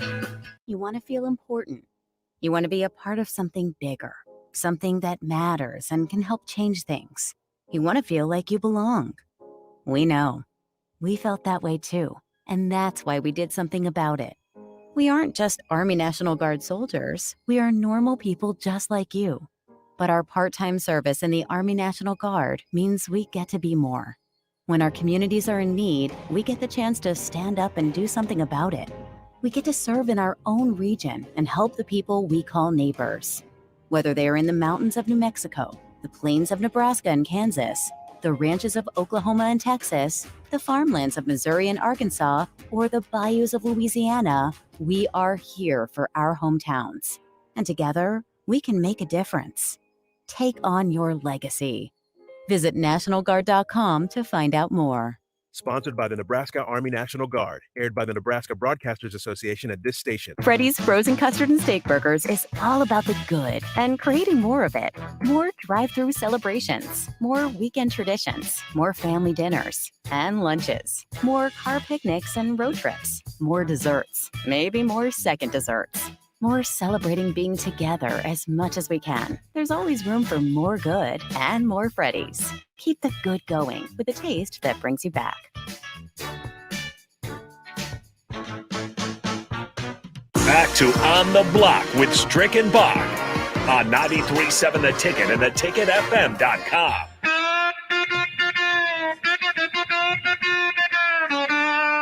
Back here on the block here on 93.7 The Ticket, rounding things out here on a Friday. And my computer's being a little slow, so I'll try to fix the stream as well. But Strick, are you there? Can you hear me? I can't see you. Yeah, I hear you. I'm here. Well, at least I can hear you, and we can continue doing radio, old-fashioned radio, as we continue here. There we go. I got it going, and we are back. Rolling. You got it rolling. We are rolling. Of course, it is time for our hitting the hardwood segment with Strick. We do it every day. Wrap up a little bit of NBA action since we have a former NBA player on the show. I try to broaden the scope that we use. We jump around the NBA, usually the relevant teams, to be honest. So we'll continue doing that here as we look at action from last night, where the Suns ended up beating the Mavericks 109-101. Luka Doncic doing his normal 28, 8, and 8. Very impressive. Chris Paul leading the way for the Suns, 20 points, 5 rebounds, and 11 assists. And yes, the Suns did get the win, improved to 35-9. Mavericks fall to 26-20, but not so much just about that game, more so about what those teams can do in the West moving forward. Obviously, the Suns, I think people maybe thought, okay, pair Chris Paul, that might help that young team grow a little bit better. And then, of course, last year they made it to the NBA Finals. Now at 35-9, defending that, they're no fluke. And so you just kind of wonder how long that goes and how much of it is on Chris Paul. We've talked before about how Chris Paul seemingly just can't win a championship, but man, does he make teams better, whether it's, it's stopping OKC or wherever he's been. It seems to be the secret ingredient to propelling a team forward. Yeah, I mean, they still have some pieces that I think they need to add in order to get them over the hump. I know they're kind of looking and trying to figure something out to get an established big man. I know they've been looking, in different areas, trying to bolster that area for them. This would have been their 11th win in 12 games. I mean, you know what I'm saying? They've got some pieces that they can move. They've got some valuable pieces in order to gain something. Whether or not they move or do something significant in the before the All-Star break or before the trade deadline, it's neither here nor there. But to lose the way that they did, I mean, dang, the Phoenix Suns outscored them 35-19. You know what I mean? To close out the game, you go into the fourth quarter up 82-74, playing very good. Doncic is doing what he does. 20, dang near a triple-double at 28 points, 8 rebounds, 8 assists, and a steal. And, I still don't know if they feel good about the Kristaps Porzingis and that combination. I know Jalen Brunson has been playing like a maniac, and so I know he's got tremendous trade value right now. But the Suns, you're absolutely right. I didn't know how they would fare with still not having a big man, but that they just let me just say they have a good big man. They just don't have the depth that most teams would have at that specific position. So I didn't know how they would fare, but they're playing, man. They're playing the way it's supposed to be done, the right way. They've got great leadership, obviously, and Chris Paul and Devin Booker's just doing what he do each and every night. There's 2 All-Stars right there at the point guard and the shooting guard position. And they're going to create problems for anybody out there at West. Golden State's tough. You got Utah that's doing wonderful things. Denver has an opportunity to emerge. Portland's falling off. They don't know what's going to happen up there in Sacramento with De'Aaron Fox. San Antonio's down. I mean, there's so much parity right now in the West. The Lakers are mediocre. Clippers are mediocre. So They're just looking to beat people up and just basically let them know that, you have no shot at coming out of the West if you keep playing with us. Yeah, and the Phoenix Suns just have a great, they've kind of signed those role players. I mean, Jay Crowder's a perfect example of a great sign of a guy that's just kind of a winner. I mean, he goes around and plays, he gives it his all every game, and just can kind of fill out any, pretty much guard any position on the floor as well. So I just think they've done a good job, along with their obviously drafting. Mikal Bridges kind of fits in there. They've got really good role players. Campaign kind of came out of nowhere last year. He's always good. Shaman, a good ad. Bismack Biyombo all of a sudden revitalizing his career. So the Suns, it's huge for them. Biyombo is huge for them because they didn't know what they were going to get. They're going to get the lackluster one, or they're the one that's emerging now. So you're absolutely right. Good call. When it's one of those things where you look up and down the roster. Even JaVale McGee as their backup center, as Ayton is kind of sitting out with a sprained right ankle for a few games. It's one of those things where everybody is kind of elevating on the Suns. And, then that makes you start to think maybe it's not just those guys. They just struck it rich and everybody got lucky with all their dealings and transactions. It's something, they work as a team. They work together. And, there's just a culture there that's provided. That's good. And again, I hate to say it because I don't like Chris Paul as far as a basketball fan. Personally, I don't really care. I mean, it's a tribute to Monty Williams. I mean, he's grounded a solid culture. Everybody seems to like him, love him, play for him, want to succeed, and he's created a culture of and a style that's befitting of what the Phoenix Suns have been about in its recent past, and in its the past when they had the Jason Kidds and that whole unit back then with Steve Nash and that crew. So they play a little bit better defense too than in the past, right? So that's what's boding a lot better for them as well. Well, and then on the Mavericks side, you just kind of wonder how long. I mean, the whole talk is for the Mavericks is always you got to prepare somebody with Luka Doncic as he's young, because you don't want him fleeing the city because you weren't able to get anybody around him. And of course, they made the coaching change. You had your longtime coach there and Rick Carlisle. Now you're off to Jason Kidd and maybe medium returns or whatever on that. But it just continues to look like a team, and it's they've got some pieces too. I mean, Tim Hardaway Jr. They've got, like you said, Jalen Brunson. They've got some guys. Any team that's above 500 in the NBA does. You just wonder long term. It doesn't look like a championship contending team. It looks like a team that maybe can get in the playoffs, and then you need Doncic to carry you just like they did last year. So long term, would you be concerned? I mean, that's the whole idea of getting rid of Porzingis, is that you got to get something back to him. They've got to get some a Robin, right? A Batman and Robin. Doncic is Batman. You need a Robin in place before he gets upset about being kind of the solo guy there for a few years. Maybe that was kind of going on with. I guess to a degree, Milwaukee, they had Chris Middleton there, but with Giannis there, but it's just, continued team building. And I don't know if they made significant enough moves that you move them from where they were last year, which is just that Doncic needs to carry them. You're absolutely right. That's on point. I think another thing, when you talked about longevity, another aspect of that is, you've got to wonder and worry about Luka Doncic's weight, right? He doesn't look, even though he's still with his game and the way that he plays it, it's good. But you got to look at his health long term. Will he be sustainable to be able to carry that and to do it the way that he does it each and every night? Is that going to be sustainable? So hopefully he'll be able to figure that out as well. Yeah, so it is kind of is where they are, I guess. Suppose just to check up on last night. Suns still one of the best teams in the West. Mavericks still needing Doncic to carry them, but still a contender and a team that will likely make the playoffs. That'll wrap it up here on the block today. We had a great show, a great week, and we'll have another great week coming up to you. But we ran out of time. It's up. It's that day. So enjoy your weekend NFL playoff action. Strick hasn't missed a playoff game yet. 1,000%. So it might continue. We'll let you know on the other end on Monday. Everybody enjoy your weekend. Have a good one. Thank you, Strick, for doing this once again, and we will see you guys on Monday.